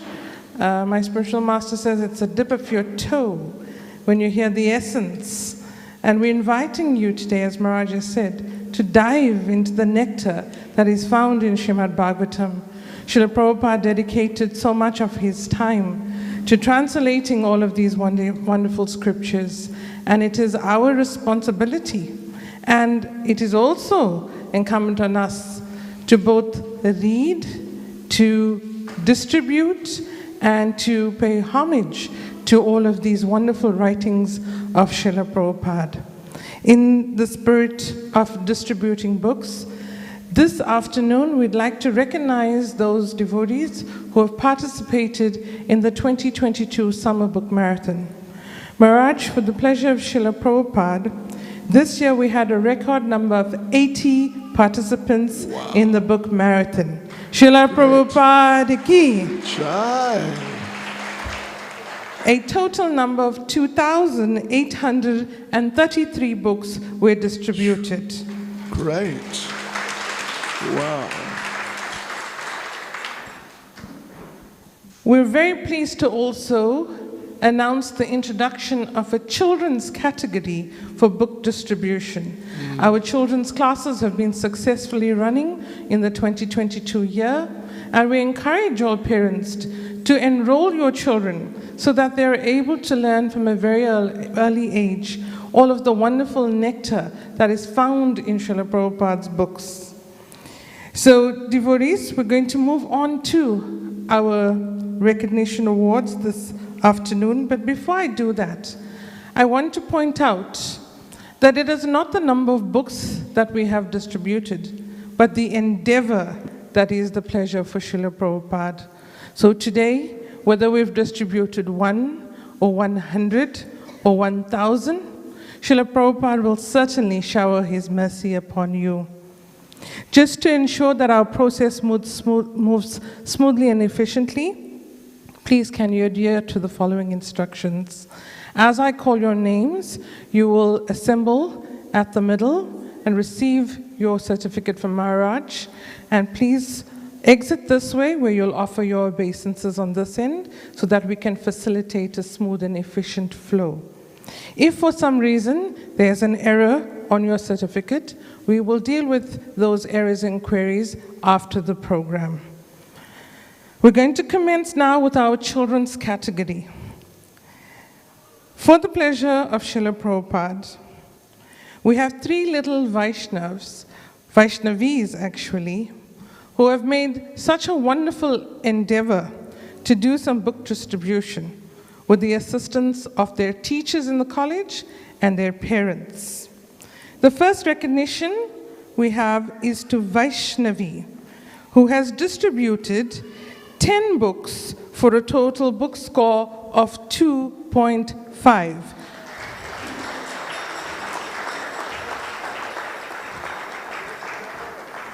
To encourage these young devotees, they will receive not only a certificate, but a very special compilation of prizes, which include some Maha jewelry items from their lordships. Our next recipient is Aryahi, who has distributed 33 books for a total book score of 8.25. Haribo!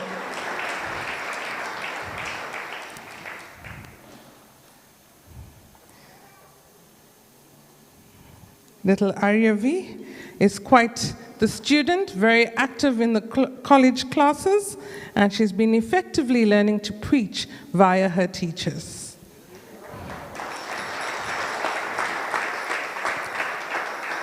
And now leading the pack of our children is little Gianna Janavi Daya, who has distributed 311 books for a total book score of 120.75. Well done, little Gianna and parents.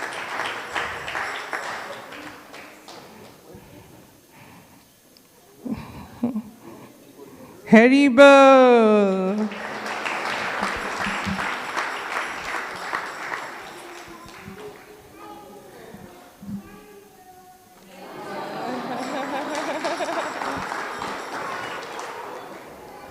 We now move on to the adult category.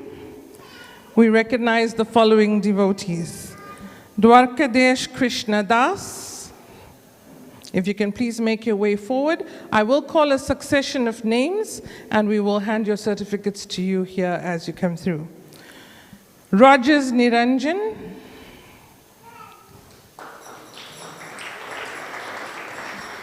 Devotees, we have a very long list of 77 devotees, so perhaps we'll reserve applause to the end.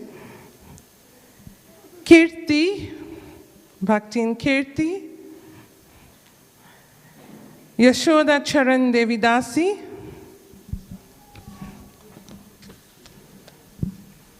Shama. Unfortunately, these devotees were unable to be here today. Pranosha. Sumita. Suraksha. Upendra Das.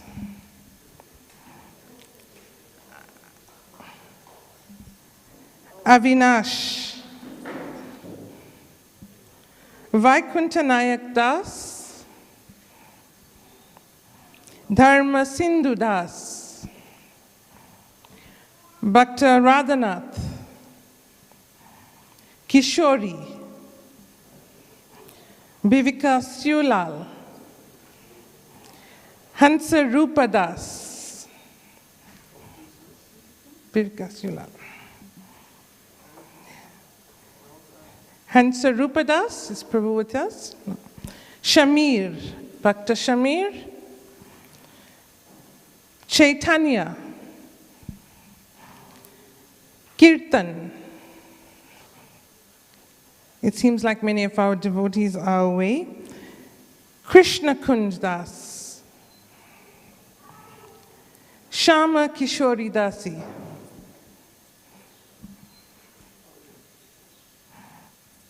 Kamyavan Das.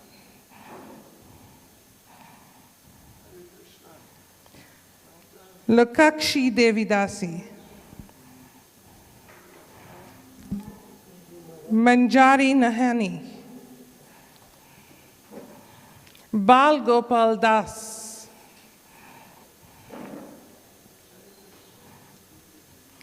Prajan, Bhakta Prajan, Bhakta Sahil, Vraj Kishore, Malini Vadivelu, Bhaktin Malini, Janvi, Bhaktin Janvi, Garangi, Raj Priya, Serisha, Nerisha, Natasha, Nisha, Bhaktin Nisha. Unfortunately, these devotees are not with us, but we recognize them in their absence. Japa Maladas, Vishal Prabhu, Siva Prabhu, Naveen Prabhu, Achyuta Priya Devidasi. Oh, Mataji is probably busy in the office. Anita Singh, Piyo Deoraj, Karura, Ananda Vrindavan Dasi, Radha Niranjan. Is Ananda Mataji? Roshni Das, Mohini, Annie, Devi, Garanga Priya Devidasi, Junika. In their absence, we congratulate these devotees. Charana Renu Devidasi, Avikar Krishna Das, Bhagavan Das, Raj Sevaki Devidasi, Niroshan Govender, Ishvara Puri Das, Rupanuga Das, Kesri Raj Das, Prashila Sukhu, Deena Mudli.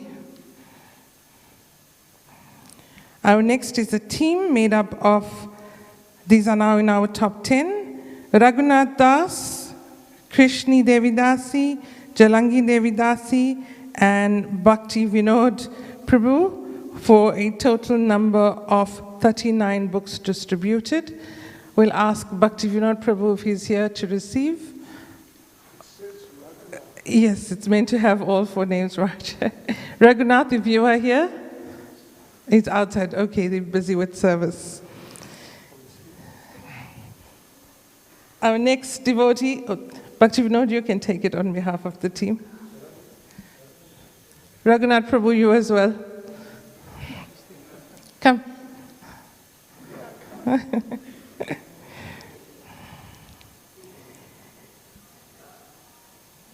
Next, we have Radhe Radhe Devidasi, for a total number of 45 books distributed. We also congratulate Ved Vyas Das, for a total number of 131 books distributed.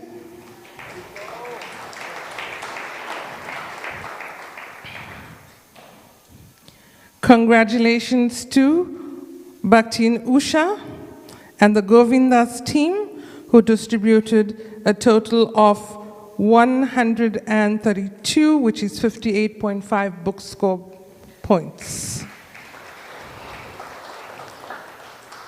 Our next recipient, Kasturi Manjari Kripa Devi Dasi, for a total number of 154.75 book points.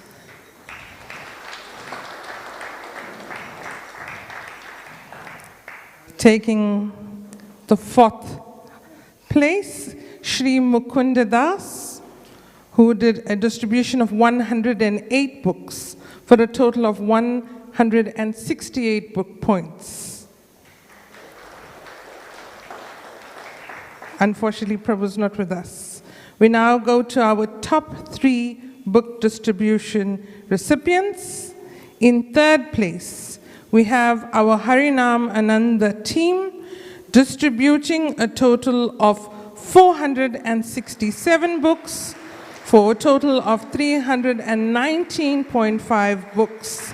This is a wonderful team, dear devotees, who make an effort to be out on Harinam and book distribution every weekend, and especially on festival days and public holidays. So we encourage you to join them as they go out on their weekly book distribution.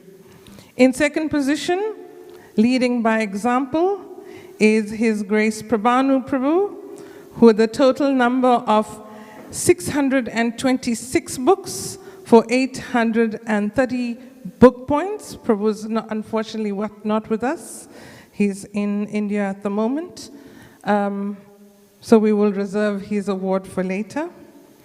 And leading our book distributors for the 2022 Book Marathon with a total number of 508 books for a total of 1,016 book points and a book value of 45,682 Rand.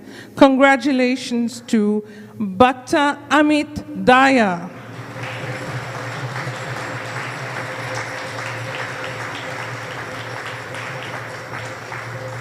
What we're especially pleased about is Bhakta Amit is the father of little Janavi, Gianna, who has distributed a number of books as well. So we thank him very much for his service to Srila Prabhupada, and we encourage him to continue with his book distribution.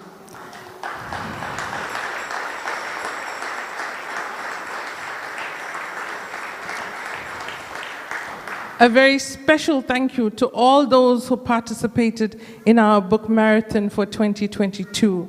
We look forward to your continued distribution of books. Our Harinam team is always ready to take you out. There are many devotees who are very well established in book distribution and are willing to assist you in learning how to do this wonderful service of distributing Srila Prabhupada's books. Srila Prabhupada ki. That brings us to a close of today's program.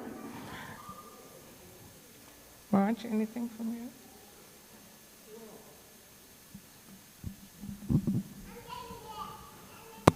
Okay, good girl. Well, thank you, devotees. Thank you very much. Yes, there you go.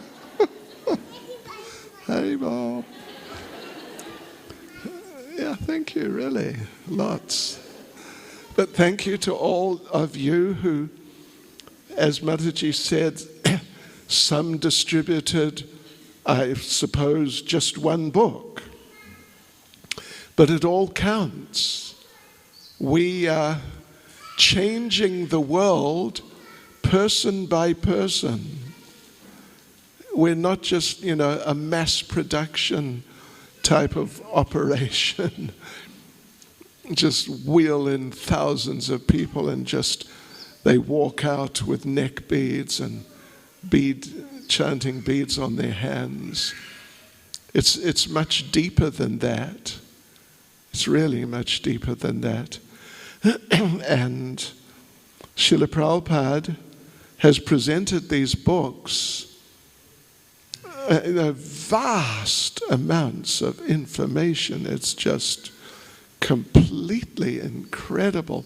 Thousands and thousands of pages of the absolute truth.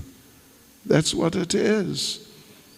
And people receive it, and it affects them. Some it affects them on the spot.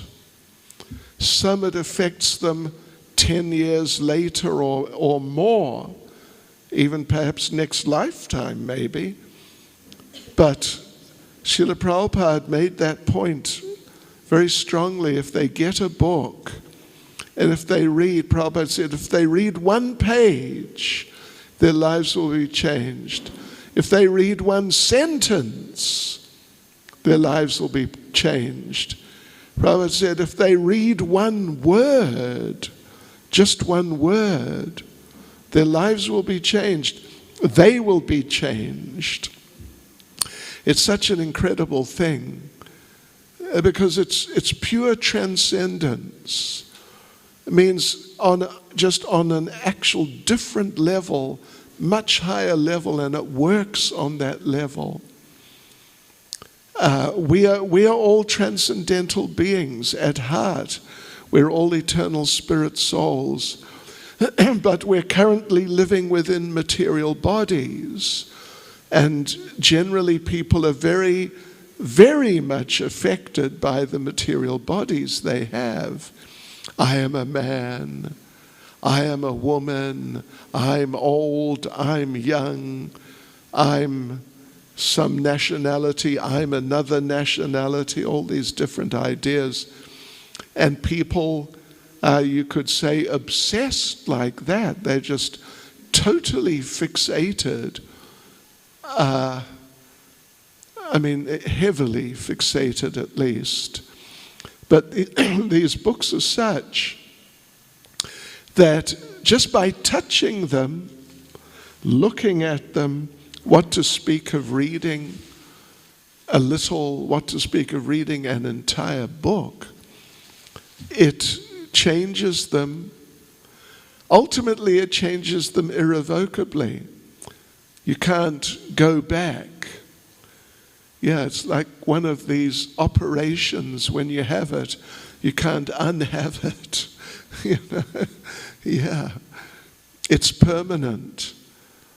So, thank you particularly to all of you who participated, even if you just distributed one book, and particularly if you distributed more. But it all counts. Every book counts, person by person, where this movement is trying to deliver the world, actually. So thank you very much. And as Mataji was saying, there is the Harinamananda program going out very regularly, I know. Achyutananda Prabhu, I think. Is that right? Mahaprabhu, Niraj Prabhu, and Madhumangal Prabhu. Okay, Mahaprabhu, Niraj, and Madhumangal are the leaders, I guess. And, I know all of them very well for many, many, many years. And they're very dedicated, very sincere devotees who have just given their hearts to Srila Prabhupada. So join them. Join them. And you join them and their association will rub off on you. You'll be greatly benefited. You'll be greatly benefited. And you'll be able to help the people in general, the people you contact, the people who just see you, hear you. They'll be affected very, very deeply beyond their ability to understand what effect it is on them. That takes some time to realize.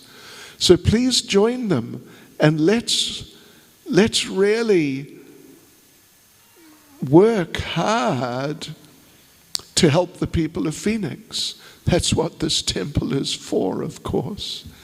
It's to help the people of Phoenix. And the most effective way to help people generally is for them to receive a book. Yes. So please do that, and I'll be looking forward next year to see the results are even bigger, double, triple, Prabhupada at least liked it if we double. Double it was like a little mantra we had back in Prabhupada's time. Let's double it. Yeah. So let's try. Hare Krishna.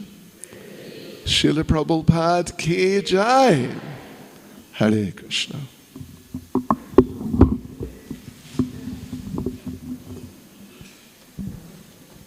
Hare Krishna. Prasad will be served in the hall downstairs.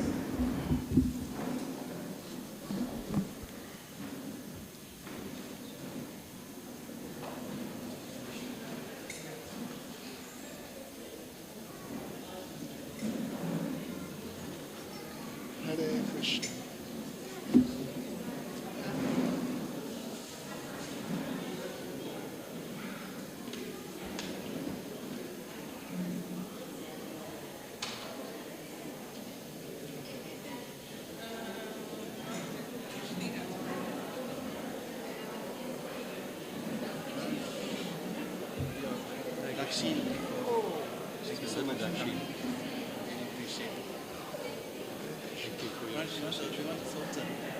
We want a photo. Oh. Where's your cameraman? Yeah, your camera. Where's your cameraman?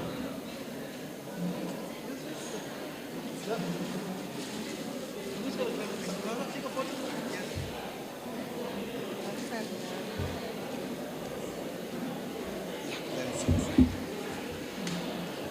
Take a quickly, Lada. Use us. Well, we could take with our camera. I don't know. Oh, yeah, I think they've packed it. They've packed it, Maharaj. They've packed it away. You got it? Oh, thank you so much, Maharaj. Can take some blessing, Maharaj. Thank you, Maharaj. Maharaj, we're looking forward to more programs. But Kumara Prabhu will be here. Raj, can you please sign her book? We'll be here. Yes. Who will be here? No, no, Kumara will be there.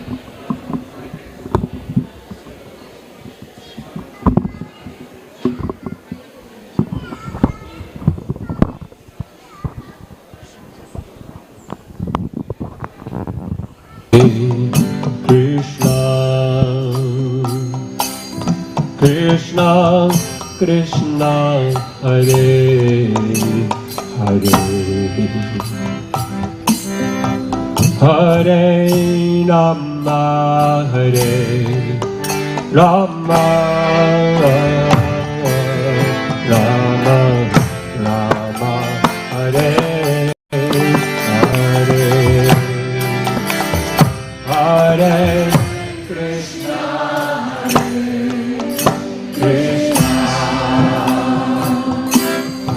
Krishna, Krishna, Hare